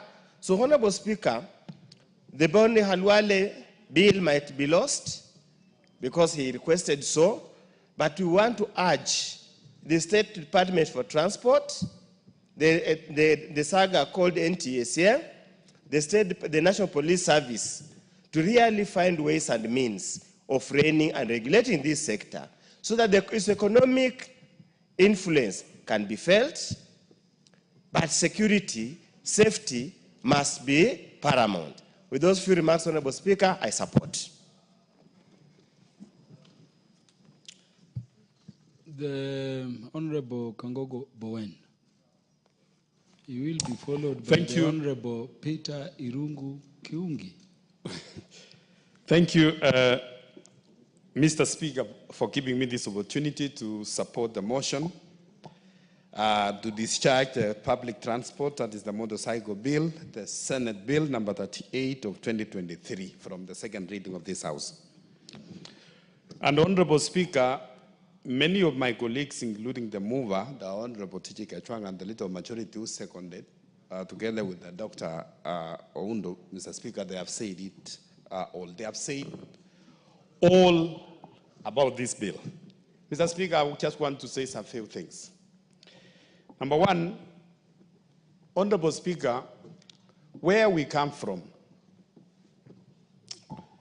the pastoralist areas where we come from, where there are no roads at all, where we have only one matatu, leaving in the morning, as early as 3 a.m. in the morning, to get to town, and that same matatu will come back maybe around afternoon, going back to the village. Mr. Speaker, the motorcycles, they have played a very important role to move those women going to markets around the place, Mr. Speaker, it has really helped. It has really helped our students, even when they are going to school, Mr. Speaker, moving them from the villages to the nearby towns where they can catch up a matatu. And I can say, Honorable Speaker, with the coming of the motorcycles or the borders, Honorable Speaker, it has really changed completely the mode of transport, especially in the rural Kenya. Having said that, Mr. Speaker, the sector has also employed many young Kenyans. It's also a source of income to many Kenyans. But, Mr. Speaker, there are few, especially in the urban areas, Mr. Speaker. We have seen where the border operators, they are very unruly. Mr. Speaker, I want to say, one time I was coming from Karen, reaching around the junction of, around Kenya Science Way junction to Kawangware, Mr. Speaker, and there was one lady, I don't know, they had an accident with a border rider there. And Mr. Speaker, all of a sudden, about 20 of them, they came surrounding the lady. And you know, as the lady was still arguing, others were entering into a car, removing laptops, taking away valuables there. And he took my intervention, me together with my security team, Honorable Speaker, to help the lady. And you will find that in a normal traffic situation, when you are involved in an accident, it's normally the two drivers who can come out, and then a policeman can come in and intervene and see who is on the wrong. But in the border sector, Mr. Speaker, a small incident is like an opportunity of stealing, you know, and also maiming the person, Mr. Speaker. So, Mr. Speaker, I want to support the position of the committee led by the honorable member, the Honorable J.K. Chwang, that they are going to take up this bill, that we are not going to lose this bill, Honorable Speaker, that the committee is going to take it up and police it well, so that, Mr. Speaker, we regulate our border sector and have it as productive as we have seen in other countries, like what we are seeing in Rwanda. And we have people who are able to follow the traffic laws, Mr. Speaker. Mr. Speaker, sometimes in our roads here, you are driving and you will see just a border coming head-on towards from the opposite direction, completely on the wrong. And in fact, they want you to get out of your way, to pave way for them. So, Mr. Speaker, we cannot allow this to continue. We cannot allow this lawlessness to continue. This is a country which is governed by laws, Mr. Speaker, and I want to really say, Mr. Speaker, if the committee is going to take up this matter, and we have also the law enforcers, our traffic officers, enforce the rules very strictly. And Mr. Speaker, sometimes it's not that we lack laws in this country. We have so many traffic laws. It's only that we have people, we become a lawlessness country where people don't care to follow the law. And sometimes, some of these borders, including even the matatu operators, Mr. Speaker, those who are found to have violated the law, it is many of us, some of us, the politicians, the leaders, we are the first ones always to be in the police stations. Why are you arresting our people? Why are you arresting my people? And then they create some boldness. They become emboldened, Mr. Speaker, that they cannot listen to anybody, even the policemen on the road, because they know they have some godfathers somewhere. When they are arrested, they are going to be released. Mr. Speaker, I conclude on this, Mr. Speaker, I want to say, like the Honorable Kachwang said, if you go not only to Kenyatta National Hospital at 9th floor, If you go to MTRH in Eldoret, there is a whole I think almost two wards, which are purely for border victims. If you go to every hospital in Nakuru, in central Kenya, you will find that many of the accident victims are victims or are accident victims from border accidents. So, Mr. Speaker, I want to conclude to say the committee, you have the support of the House. We are going to support you.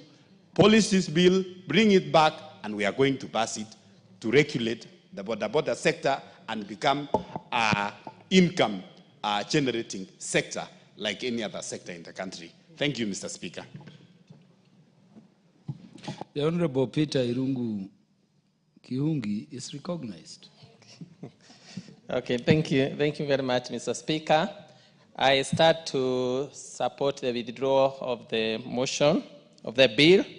And Mr. Speaker, I want to question also still how the bill went all through the process and it came to Parliament from Senate without the mover or the Senate itself be able to realize the anomalies that they could have rectified. But Mr. Speaker, I want to support the most members what they have come. We need to regulate the operations of border. I think we are now allowed 24 years because mostly it came after during Kibaki regime. And I want to say, I was once operated as a conductor between around 2000, between Kayole and Nairobi, before Mechuki rules. It was extremely chaotic. And when he came with the Mechuki rules, we never knew that it would work. The only instinct that is needed is somebody who has the boldness and somebody who is not careful too much, maybe on his popularity, because we must regulate the border sector as it is. The numbers now that we are in of people who are employed by the sector, they are extremely rising. And I wish, as the committee is saying, this is an institution, these are whereby we need now to develop maybe a directorate that is concerned and every day is working on border sector. Because now, as it is left, I realized the other day, there was a burial in my village called Watoha. And it was a burial for a border guy who had an accident. I think there were 3. 2 died, and one of them maybe is in hospital. But during the burial of one of the border rider, there came a group of borders who behaved as if they were chaotic.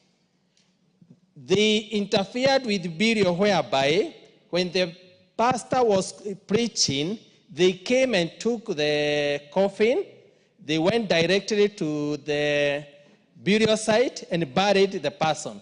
Without even prayers, they disregarded the family. It was so embarrassing, so chaotic.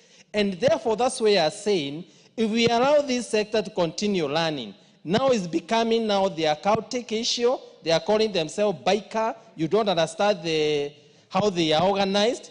And these people are criminals. Therefore, Mr. Speaker, I think the essence and the issue of regulating this sector is not to frustrate the operations of genuine borders. Because the borders in my village, they were left wondering what's happening. They felt the embarrassment up to a point whereby we had to do prayers in that church with the borders in the village to repent on behalf of borders.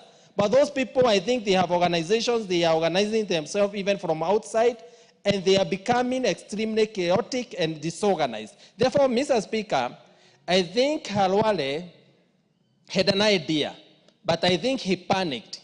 But my prayer is that the Committee for Transport should think around it and come in a way to regulate and bring order to this sector. As everybody is saying, if you go to Rwanda, you feel, you admire the operations of border. One border carrying one passenger with a helmet, very organized. At a traffic jam, when they observe lights, is extremely organized. And I think that one needs just an organized registration, and also, if possible, we have a directorate that will trickle up to the ground so that these people can be able to be organized in circles, and we can be able now to remove those criminals have intruded in this sector. Therefore, Mr. Speaker, I start to support the withdrawal, but I think Senate also should up their debate also, because I don't understand how the bill came to Parliament. Then when we have it in Parliament, they are calling for withdrawal. I don't understand at which instance, maybe at what, how the process went around. But Mr. Speaker, as Parliament, we can agree, but call upon the Committee on Transport, just look on how you can bring order in this sector. And I know we can be able to bring order, and it will work for genuine border operators. And it will also assist us to be able to remove those operators or those criminals who have gotten a chance to intrude in this sector. Thank you, Mr. Speaker. The Honorable Joshua Mwalio. Thank you very much, Mr. Speaker. Mr. Speaker, I want to support also the withdrawal of this bill. Although initially I was not for the idea of the withdrawal, but I was convinced by the House business that the withdrawal is the right thing. And then we bring ours from this House. And I was convinced by Honorable Kajwang, and I am convinced. Having said that, I want to say that this sector is very important because it came in the hard time, the best time. It is like the way we used to have no mobiles, and then the mobiles came as a savior for everybody, because you used to walk to someone's home, even 5 kilometers, and you find the person is not there just because we did not have the mobiles. But now the boda have come to save the sector of transport, such that it has become very easy. Even wherever there are no roads, they are there helping the people in the rural areas. If you want to move faster, even in the city here, when you are late and there is a jam, you take a boda and you reach where you are going as quickly as possible. So the boda sector is a very important sector. Having said that, we need to regulate, because the things that are coming from the boda, the issues that are being done, the bad things that are being done by the boda, they defeat the good ones, because they are the same bodas who are being used by the hitmen. If they want to steal from you, they snatch your mobile and ride very fast, leaving you wondering, how do you run after a motorbike that is speeding? There are other things that are being done which is very good.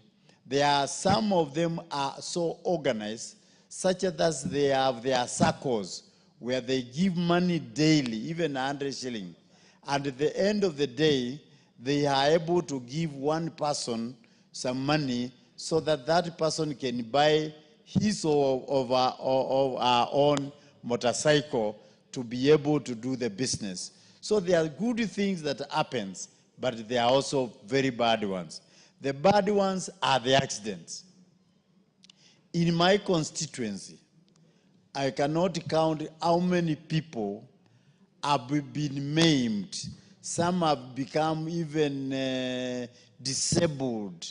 Some have been, their legs have been cut because there are multiple fractures, because they have been knocked by boda. In fact, there is one young man already now this week is in a mortuary who was knocked by a boda last week. And so many things that we cannot even, they are countless. But when we will regulate it, we need also to enforce the law enforcement agencies to make sure that the bodas keep to their lane. we have done so many training even with the CDF. We have trained them not to ride without helmets. We have even trained them not to ride without insurances. We have trained them not even to carry 2 people, but to carry only 1. But even after the training, they still go back to their old habits of carrying as many people as possible. You find one is carrying 4 people, and he himself is as if he is standing because he is there just next near the end of the motorbike. So it is very important to bring a regulated sector in this house so that we go through it, make it happen, because it was meant to be a very good sector. And of course it is, but because of the very bad things, then everybody is saying the border. They also, they bull people, even us, when we are campaigning. One time, I was bullied by them, and they even prevented me from entering a town until I paid 20,000. You see, so much bullying that they bully even the member of parliament. When you are going there to look for votes, they tell you cannot enter this town. It is controlled by us. It's a cartel.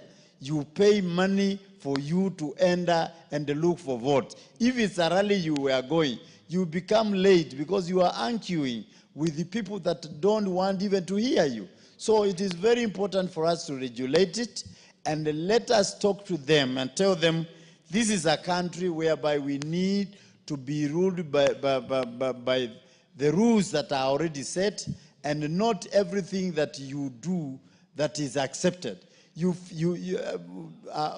One of the honorable members I just cited, you drive like this and there is one coming on your side. You don't even imagine there can be anybody riding towards you when you are on your line. So you might even collide and kill them, and even kill the passengers. So it is very important that we do what is right in this house, and our way is to make laws that help our country.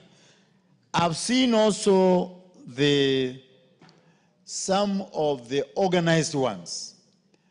They obey their chairmen, they obey their secretariats, and you sit down with them, you plan your rally with them, so that they bring you in a town so that everybody is alert. Somebody is coming to speak, even to the people that you wanted to speak to. So they are good for organizing people and also for attracting attention, so that they call for you the crowd.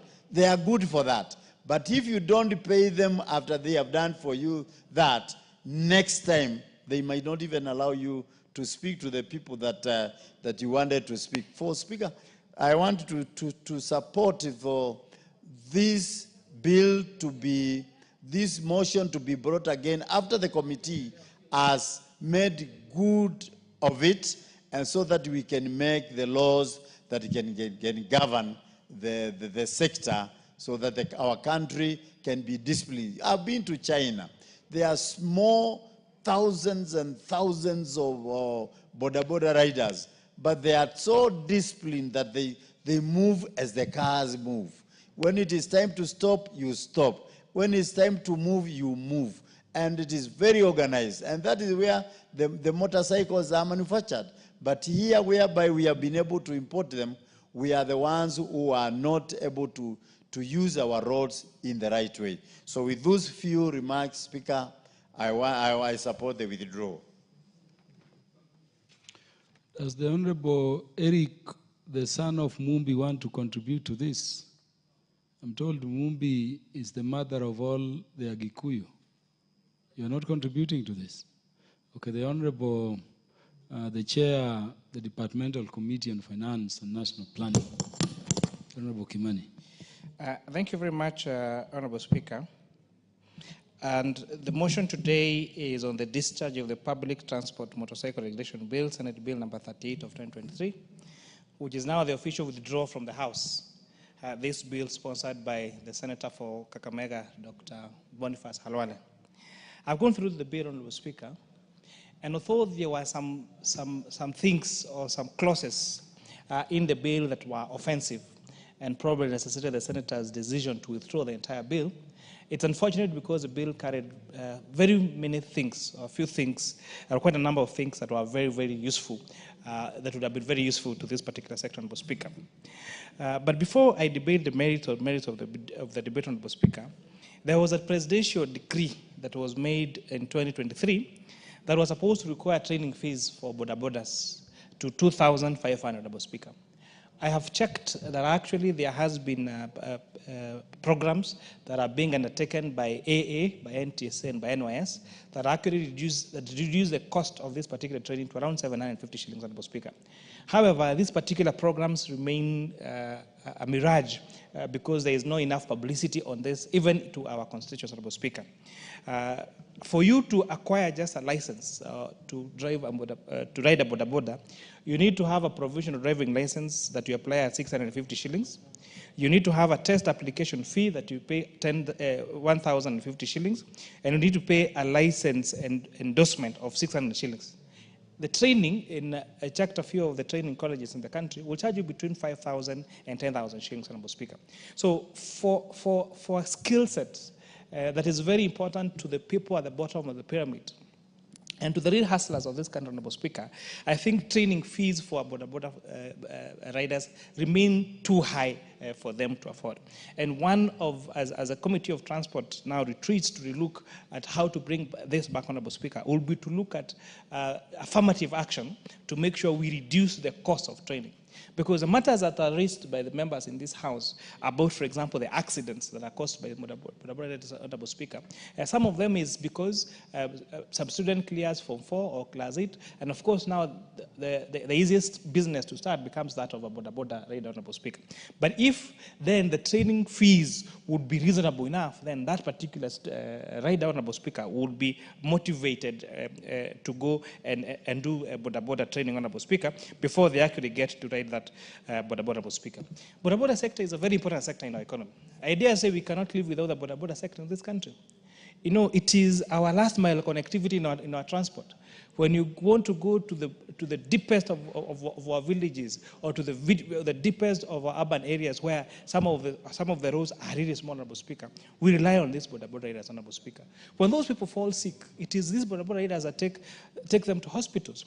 The first reactions, even in terms of security matters, if there is a theft in a particular village, if there is any insecurity matters, Honorable Speaker, the first respondents, most of the time, not even police officers, they are boda boda riders because most of them operate even 24 hours, Honorable Speaker. And therefore, this is an area that is so critical to our economy that we need to protect. We need to provide affirmative action, Honorable Speaker, so that these riders can have training, can have better access to safety gears, such as a helmet, reflectors, Honorable Speaker. If you check around, especially in Nairobi, Honorable Speaker, you must have noticed most of the bikes, including during the day, have their lights on with a casacco at the front yellow. Those are electric motorcycles. And, Honorable Speaker, the spur of use of electric motorcycles in this country that have saved the fuel consumption or the cost of running these boda bodas by more than 50% is a result of policy directions that have been made on this House. The Finance Act of 2023, Honorable Speaker, provided for zero rating of electric motorcycles and their parts thereof, Honorable Speaker. This fundamentally reduced the cost of electric motorcycles that have seen multinationals such as Uber, such as Mogo, such as Watu invest, Honorable Speaker, through venture capitalists into these particular entities, Honorable Speaker. And therefore, you've seen the profitability of boda boda riders, especially the ones that do delivery services around Nairobi, Honorable Speaker, use electric motorcycles. And you're hoping that this private sector will take this further to our villages, Honorable Speaker, so that the boda boda business can be more profitable to these young people that, Honorable Speaker, are very hardworking. As much as we want to blame our boda bodas for the accident, Honorable Speaker, motorists also have contributed to this. You know, when you'll find a lot of time, especially around roundabouts, Honorable Speaker, we really squeeze out some of these boda riders, Honorable Speaker. And you find some of them is carrying a radio, Honorable Speaker. They really get scared because there's a matatu or there's a car that really is squeezing them almost out of the road. And out of that panic, Honorable Speaker, sometimes the passenger shakes or even the rider, Honorable Speaker, panics. So in as much as if you are really control the accidents that are caused by these boda riders, even as motorists, we need to respect other motorists on the road. Our boda riders are equal motorists in our roads, Honorable Speaker, and they deserve the respect we give the vehicles on our roads, Honorable Speaker. There are some, another policy direction, Honorable Speaker, with this House. I did sponsor the Business Laws Amendment Bill that was passed in this, Honorable Speaker. And one of the critical amendments we had was to stop the exploitation of the buy now, pay later program that was being done by financial institutions, Honorable Speaker. You'll find boda riders would go pay a deposit for a motorcycle of, say, 20,000 shillings, but by the time they are calculating the amount of money they paid for the loan of that motorcycle, it is twice or three times the cost of that motorcycle, Honorable Speaker. In addition, Honorable Speaker, if they defaulted just one payment or towards the tail end, if they deserve with just a few calls, Honorable Speaker, the motorcycle will get repossessed. So by bringing those buy now, pay later schemes into the purview of Central Bank of Kenya, then we expect that they're going to adhere to the ad hoc principle, Honorable Speaker, of not charging interest more than the principal amount of the particular item, Honorable Speaker. So these are some of the interventions that this House has made. However, we urge, especially our private sector, to innovate and make boda riding as comfortable, as safe as you've seen in the examples that we've talked about, for example, in China and Rwanda and other countries, Honorable Speaker. And a good example, there's a company called Oye. So Oye has partnered with National Oil Petrol Station, it is Total Petrol Station, Honorable Speaker, where now when the boda riders get to fuel their motorcycles at National Oil, at Total Petrol Station, Honorable Speaker, they actually get to contribute towards having a medical insurance for them and their passenger, Honorable Speaker. And these are some of the products, as we say, can we have our insurance industries innovate and have such solutions as these in terms of affordability, accessibility, and have the boda rider and the passenger to be covered on medical insurance. That's the same way we have for motorists, for other motorists, Honorable Speaker. So we laud the interventions that this House has made, and we look forward to the Departmental Committee on Transport coming up with even more innovations to cushion our boda riders from, to make sure that the riding is safe, the costs of their training is reduced, the cost of their security gears such as helmet and all the other training gears that they need, Honorable Speaker, that actually it's adhered to, Honorable Speaker. And also thank them. They are a good example of organization. You know, you go to stages across the country, you find they're organized. They have the chairman of that stage who approves all those people that ride that particular stage. They know each other. Some of them have welfare programs. They organize themselves at the ward level, at the sub-county level, at the county level, and the national level. And if, for example, if, Honorable Speaker, we can find other ways of supporting them, especially with products, Honorable Speaker, and formative action on these particular people, I believe that they can really transform our nation, not just economically, but ensure there is a safe way of movement of goods and people from point A to B, Honorable Speaker, and they actually get to earn a decent income to support their families, because boda people in this country are very hardworking people. And as Honorable Speaker, let us stop castigating all the boda riders. Ati tunasema watu wote wa boda ni wabaya, ni wezi. It's just like in every sector. They are treated by professionals who do not adhere to professional good conduct. Whether you go to, whether it is in police service, whether it is in legal service, whether it is in the accounting profession, in every profession across the world, you cannot lack a few people who do not adhere to professional conduct of that particular institution, Honorable Speaker. So not all boda riders are good, and majority of our boda riders are hardworking Kenyans who work hard to feed their families, and for that we must applaud them and help them and cushion them against the cost of their training and the cost of their safety gears. With that, I support this discharge, Honorable Speaker. Honorable Stephen M. Ugaka, MP4 West Mugirango. Thank you, Mr. Speaker. And I also want to support the withdrawal of this Senate bill, just like all other Senate bills, should be withdrawn. Because the border sector, Mr. Speaker, is the lifeline of this country. And I speak to this as a graduate of business, and during my undergraduate course, one of my theses and dissertations I wrote was about the transport industry as it was then. Mr. Speaker, sir, the transport sector in East Africa was dominated by multinationals, the overseas trading company. And at that time, transport sector was a no-go zone for anybody. And that was the model, even in the banking sector, until the Grameen model came that destroyed the mythology that banking or transport is a space for only big players. Mr. Speaker, since the OTC time, when the matatu industry made a debut into the transport sector, it was demonized. And little did people know that the matatu sector was going to revolutionize the informal transport sector and make transport available to all from destinations which were not otherwise authorized stages under the old monopoly of the overseas trading company.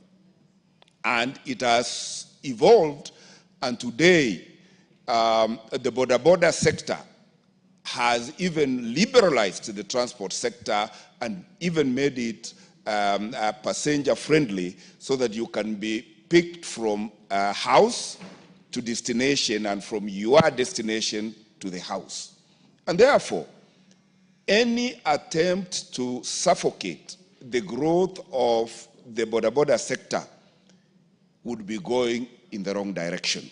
But that is not to say that the border sector does not require regulation.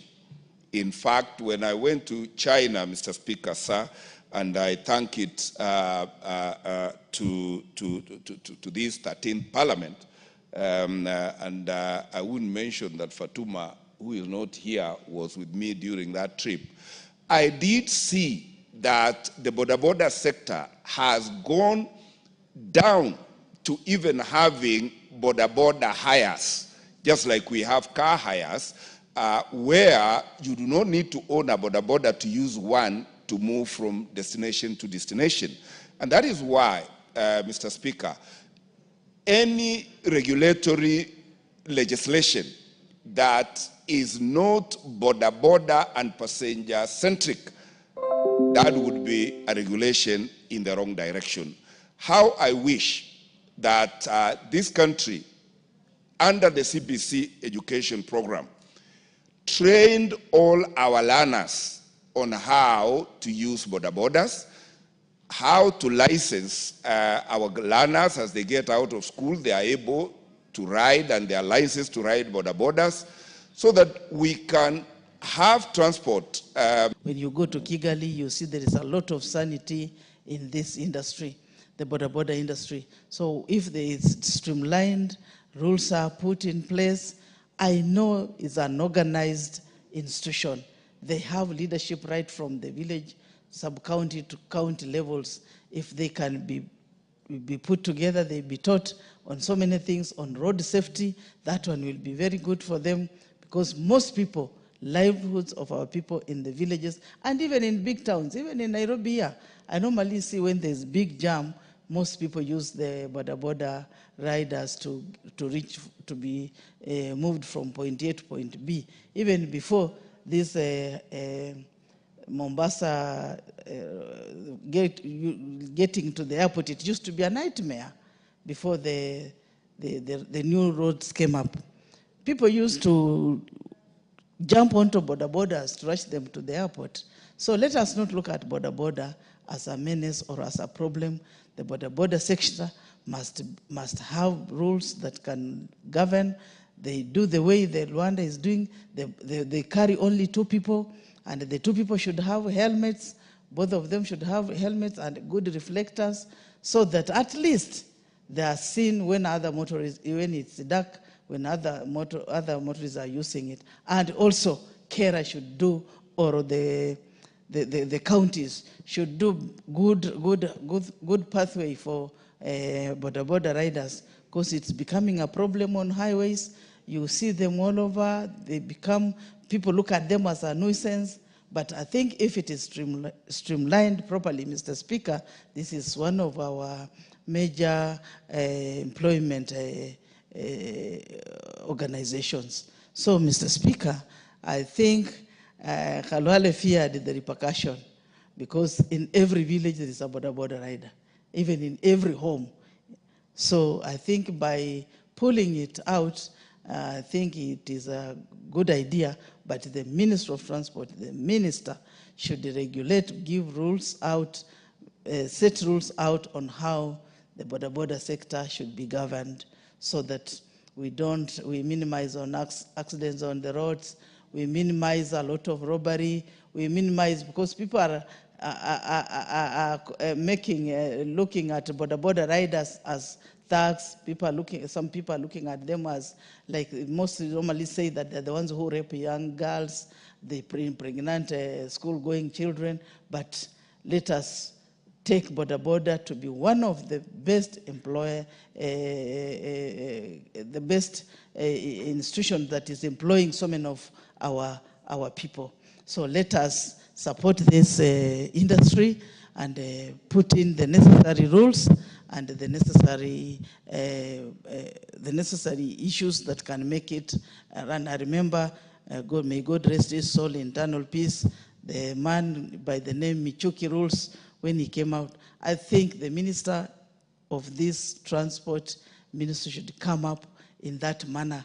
Let them not just look like they want to be massaged, they want to look like they are angels. You want them to bring rules that can govern the roads, rules that can make people understand that border riders and our border industry is just an equal employer like any other employment. So I think I want to thank Khalwale for his thinking, knowing very well the repercussion, and since he's saying that he's going for gubernatorial seat, this could have worked against him so badly. Because I remember there was a time when we were doing Tibima and Telala, and we were demonstrating the whole country when we were resisting.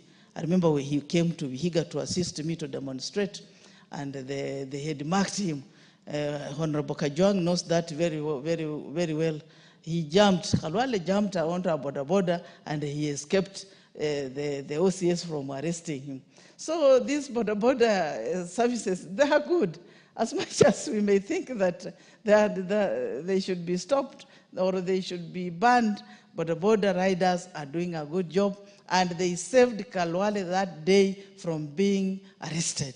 So let us not demonize this industry. Let us hold this industry with the respect that it deserves. It's a good industry that is employing our children, except a few issues that need to be corrected, and this we leave it to the Minister for Transport to put in measures, to put in rules, to bring a bill here which can curb unlawlessness, and also the security apparatus to look at. There are some few elements, thugs masquerading as border riders, and they use that to rob people, to do unnecessary things, spoiling that industry. But I love the industry. The borders are coming up. I'm very happy in my county. They're coming up. They have even bought land. They want to put up structures. They want to assist the government in the housing department, whereby the government has to meet the requirements of the housing sector. They want to put up apartments. They're coming up. And from border, they are coming matatu owners and bus owners. So let us not demonize it wholesomely. It's an industry that needs to be nurtured. It's an industry that needs to be protected so that our children, our people can be put something on the table in their homes. Thank you, Mr. Speaker. I wish to end there. Thank you. MP for Ganze, the Honorable Charo Kazungu. Asante Bwana Spika kwa kunipatia nafasi hii kuweza kuchangia kwa huu mjadala ambao unaendelea saa hizi.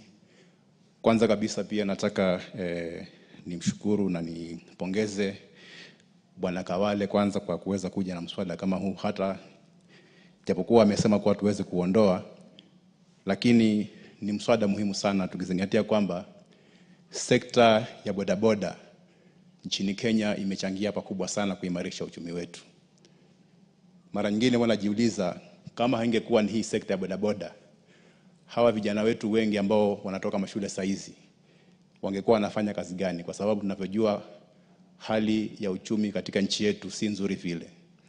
Ni vijana wengi sana ambao wamepata makao katika hii sekta ya bodaboda na wameweza kujipatia riziki ya kila siku kuweza kujiendeleza katika maisha yao. Kwa hivyo hii sekta imesaidia pakubwa sana katika kuchangia kuimarisha uchumi wa nchi yetu. Mara nyingine najiuliza kule ninakotoka sehemu ya Ganze ni sehemu ambayo ni ya mashambani sana, ni rural area. Na kule barabara hakuna. Nafikiri katika eneo bunge lote la Ganze kilomita za barabara ambazo zimewekwa lami hazifiki hata kilomita 30. Na sisi kama wakazi tunategemea sana usafiri wa kutumia bodaboda kuweza kufanya biashara zetu na pia kuweza kutoka katika pointi ya kwanza hadi pointi ya pili. Ingekuwa hakuna bodaboda, watu wangekuwa wanatumia usafiri wa kutumia miguu ama wa kutumia baiskeli. Na mara nyingi inakuwa vigumu sana kuweza kusafirisha bidhaa ama kusafirisha watu, especially wagonjwa. Lakini sasa ukiangalia hata usiku wa manane, ukipatikana na shida katika nyumba yako, ni rahisi kuitisha mtu wa bodaboda, anakuja, anakubeba, anakupeleka hospitali. Hospitali zetu zenyewe kule Ganze pia ziko mbali sana. Nafikiri kila hospitali ni zaidi ya kilomita 10. Kwa hivyo wakati mwingi pia kufikia hospitali inakuwa shida. Lakini kwa sababu ya uwepo wa hawa huduma bodaboda, tumeweza kuona kuwa huduma kama hizi pia sisi kama wakazi wa Ganze tunaweza kuzipata kwa urahisi. Kwa hivyo manufaa ya hii sekta ni mengi sana. Tukianza kuyataja moja baada ya nyingine, hata pengine tutakesha hapa kuzungumza mambo haya. Lakini kila kizuri pia hakikosi ubaya wake. Na tumeona kwamba katika hii sekta kuna watu wachache, wacha niseme wachache, ambao wanaharibu jina zuri la wahudumu wa bodaboda. Kuna wengi ambao wamejipanga vizuri na ukiangalia wameingia kwa hii sekta kwa muda mrefu na wamejiendeleza, wameweza kuendesha maisha yao vizuri, wametengeneza sako, walikuwa wameandikwa kama waendeshaji wa bodaboda, lakini saizi kwa sababu ya uadilifu wao katika kazi zao, saizi wamekuwa pia hao ni wenye bodaboda, wanaendesha bodaboda zao. Hao ni wale ambao wamejipanga. Lakini kuna wachache ambao wanaharibu hii sekta. Na wameingiza uhuni na wanafanya mambo ambayo hayastahili. Ukiangalia saizi wahalifu wengi sana ambao wanahusika katika kupora mali za watu, kupora maduka na hata majangili ambao wanahusika na visa vya uwaji, utapata wakati mwingi pia wanatumia hiyo vifaa vya bodaboda kuweza kufanya ule uhalifu ambao wanafanya. Lakini hao ni wachache. Mimi nasema wengi katika wale ambao wanafanya bodaboda wanafanya kazi nzuri sana na wanastahili kuungwa mkono. Lakini pia imekuwa ni muhimu sana tuweze kama nchi kuweza kuregulate ama kutunga sheria ambazo hawa watu wa bodaboda wataweza kuzifuata. Mara nyingi sana tunaona barabarani, kwa sababu sisi pia ni watumizi wa barabara, tunaona hawafuati zile sheria za barabara vile ambavyo inastahili. Unajipata wewe unaendesha gari yako katika ule mkono wako wa barabara, lakini mtu wa bodaboda yeye pia anakuja na mkono huo bila kujali kabisa kwamba anaweza kusababisha ajali. Tumeona mara nyingi sana katika barabara zetu ajali nyingi ambazo zimefanywa na watu wa bodaboda. Watu ambao hawastahili kwamba wapoteze maisha yao, wameweza kuyapoteza kwa sababu ya kutokuwa na makini kwa hawa waendeshaji bodaboda. Hili ni jambo ambalo limekuwa sugu katika nchi yetu. Kwa sababu ukitembea katika hospitali nyingi, kama pale Kilifi, kuna ward katika hospitali ya Kilifi inaitwa bajaji ward. Ukienda katika hospitali ya Malindi kuna wodi pia inaitwa bajaji ward. Na ukiangalia wale watu wako katika hiyo wodi ni watu ambao wamepata ajali kupitia kwa hizi bodaboda. Kwa hivyo mbali na kuwa wamekuwa wakifanya kazi nzuri, lakini kwa sababu ya wachache ambao hawana makini wamesababisha hasara kubwa sana. Kwa sababu utapata watu wamekaa pale kwa hospitali, itabidi wafanyiwe operations, itabidi wawekwe vyuma, na utapata wakati mwingi pia hata pesa za kufanyiwa hizi vitu hakuna. Itabidi sisi kama wanasiasa pia tunahusishwa tena kufanya michango ili hawa watu waweze kusaidika. Kwa hivyo mimi naunga mkono hoja ya kwamba hata kama hii bill imekuwa withdrawn au imeondolewa katika bunge hili, lakini pia nasisitiza ikiwezekana kamati husika iweze kuregesha huu mswada tena hapa ili tuweze kuja na sheria ambazo zitaweza kuzingatiwa ili kuhakikisha kwamba manufaa ya hii sekta ya bodaboda yanaweza kufikika ama kusikika kila kona ya nchi hii. Kwa sababu impact ya hii watu kila mtu anaiona, kwa sababu wamerahisisha sana sekta ya usafiri ndani ya nchi yetu. Lakini kwa sababu ya wale wachache ambao hawazingatii sheria, jina la bodaboda, jina la watu wa bodaboda limeharibiwa sana. Sasa hizi kila kitendo cha uhalifu kikifanyika kule mashinani, suspect wa kwanza inasemekana ni watu wa bodaboda. Kumekuwa na visa vingi sana vya mimba za mapema kule mashinani. Lakini ukiangalia kwa sababu ya jina lao baya ama vile wanadhaniwa, suspect wa kwanza pia inasemekana ni watu wa bodaboda. Kwa hivyo pia imefika wakati mwafaka saa hizi zile asasi za serikali ambazo zinahusika, NTSA, polisi, waweze pia kuja na programs ambazo tutaweza kuenda mashinani kuhamasisha hawa watu wa bodaboda kuhusu mambo ya usalama barabarani na pia ya jinsi ya vile wanaweza kujiendeleza kimaisha katika hiyo kazi wanayofanya. Otherwise mimi naunga mkono huu mswada hata kama umekuwa withdrawn, lakini pia nasisitiza zile asasi zinazohusika kama kamati yetu ya transport hapa katika bunge iweze kuleta tena huu mswada ndani ya bunge hili, tuweze kujadili, tuweze kuja na sheria mwafaka ambazo zitasaidia kuregulate hii sekta ya bodaboda. Asante Mheshimiwa Speaker. There being no more interest, the mover can reply. The Honorable Naomi Wako, you want to speak to this? Proceed, you are recognized. Thank you, Honorable Speaker. I've been waiting. I don't know why it has not shown there. Thank you, Honorable Speaker, for allowing me to add my voice to this very important debate concerning the motorbike riders. Honorable Speaker, we have more than 2 million young people, young Kenyans in this sector and doing some serious business. And I just want to say that I support this because by doing this, our young people earn their living, and it has also helped the economy in a way. When you go to the villages, like the remotest part of this country, in Marsabit and other places, where the vehicles cannot go, the motorbike can easily, help people.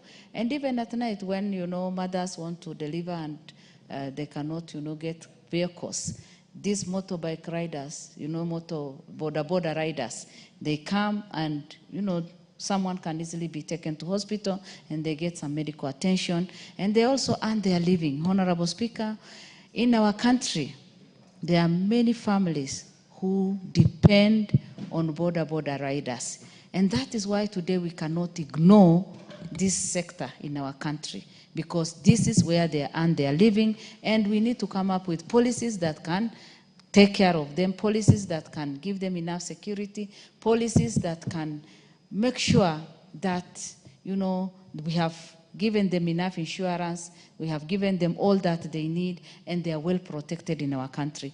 Honorable Speaker, in many families, motorbike riders or motorboarders have suffered in the past simply because they have been targeted. Like the areas that have a lot of insecurity, the border riders have been targeted and have also lost their lives.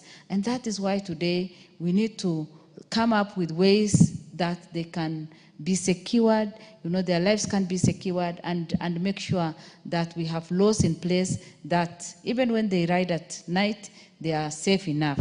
Honorable Speaker, again, we need to make sure that they have been given enough training. Because of the need that is there, many of them just train themselves and then they just go into the business. We need to make sure that NTSA comes up with a proper way of training them and making sure that they give them even certificates, and also coming up with affordable insurance cover so that they have their circles, and through their circles they can even have affordable insurance cover. Honorable Speaker, if we work very well and work hard, border riders can be a real benefit to us. They can add a lot of value to our economy and to even our transport, because basically they are there everywhere and they give us a lot of support when it comes to this.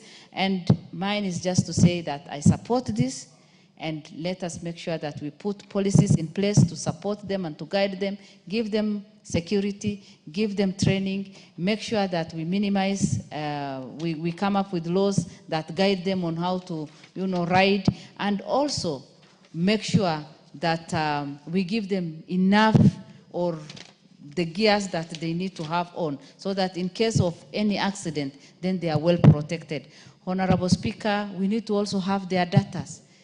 In Kenya, I said that we have over 2 million Kenyans in this business. But even in the villages, we need to know how many border riders are there, so that the government can have their data. And in case of any accident, in case of anything, we need to just get there and help and see how best they can serve the society and also help themselves. Honorable Speaker, as a country, Kenyans are very innovative.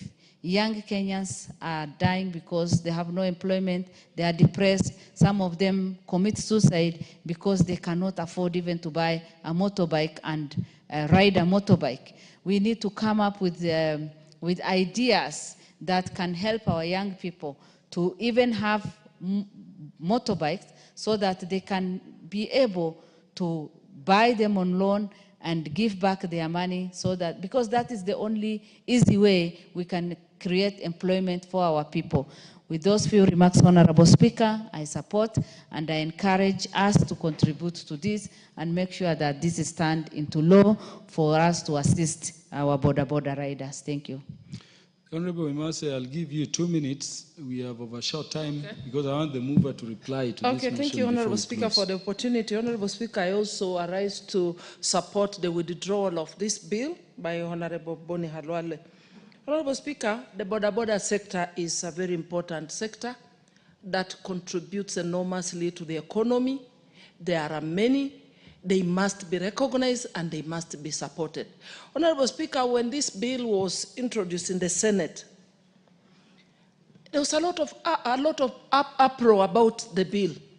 And Honorable Speaker, we know that a bill or any law must be very clear, must be very precise. And in that law, there was a proposal, for example, about the weight the border could carry.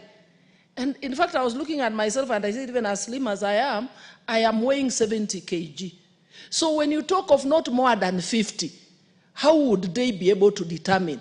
Would they be traveling with a weighing machine on the border? So there were certain clauses, definitely, that didn't agger very well, or that required that that bill be thought through, be researched more before it could be brought to the fore. So, Honorable Speaker, a law should not destabilize any business or disadvantage the operators. So, in this case, I think I support the withdrawal as much as we agree that there is need for regulation because of the safety concerns, because of the security. But the problem we are having is not about, it's not the border. It is the weak law enforcement.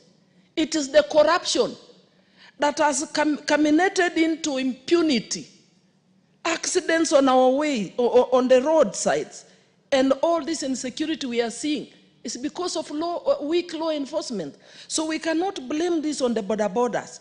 I support the withdrawal, and I'm saying at a later time, probably this bill could be thought through very well, researched properly, and then we could have a proper regulation to help protect the border, support the border, and make sure they themselves are secure from so many crimes we witness. Borders being hijacked, being killed, their pikipikis taken away. So I would support the aspect of registering, knowing who is in which stage, who is doing the business where, so that in case of crime, government is able to trace, to trail, and arrest the culprits.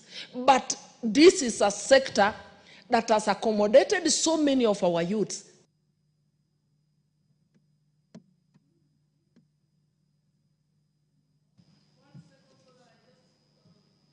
"30 seconds. Thank you. Honorable Speaker, this sector is not just about those youths as it was perceived in the past, those who have not gone. Today we have youths who have degrees. There are no jobs. They are creating employment for themselves.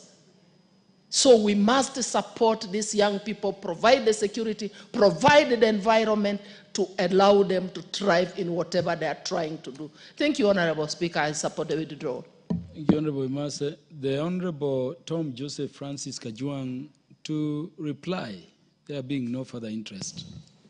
Mr. Speaker, I want to thank you for giving us the opportunity to debate through this motion, which just seeks a simple thing to withdraw this bill. And I want to thank all members who have contributed. The theme is very clear that the border or motorcycle industry is a very important sector in our economy, in the transport economy. It provides employment to our young people. It also completes the last mile in terms of transport for vulnerable people who are sick and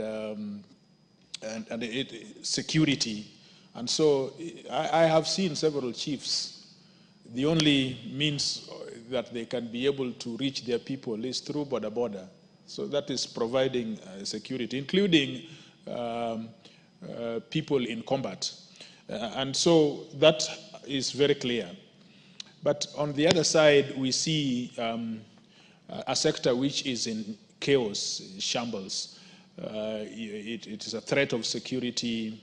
It becomes now the breeding point of MAGAs or people who are anti-dissidents and so forth. And so it is important that this sector must be regulated. And we cannot run away from our mandate to legislate and to make law that will protect that industry, but will also regulate that industry in such a manner that we all benefit from it. So we have taken notes and we have commitment. In fact, an undertaking on behalf of the chair of this committee that we are not going to throw this water with the baby. We are going to take all this information, including the information that Boni Halwale generously has. In fact, we will call him to be able to benefit from that which he has, the research that he has done and so on. And so we'll incorporate all this. We will put together the stakeholders and the policymakers, the executive, to be able to come with a legislation that befits the expectation of members. So, Mr. Speaker, I beg to reply. Thank you.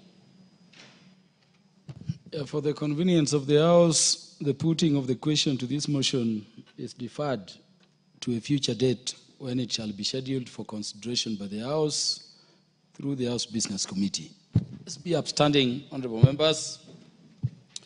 The time being 7:07 p.m., This House stands adjourned until Wednesday, the 30th day of April 2025 at 9:30 a.m.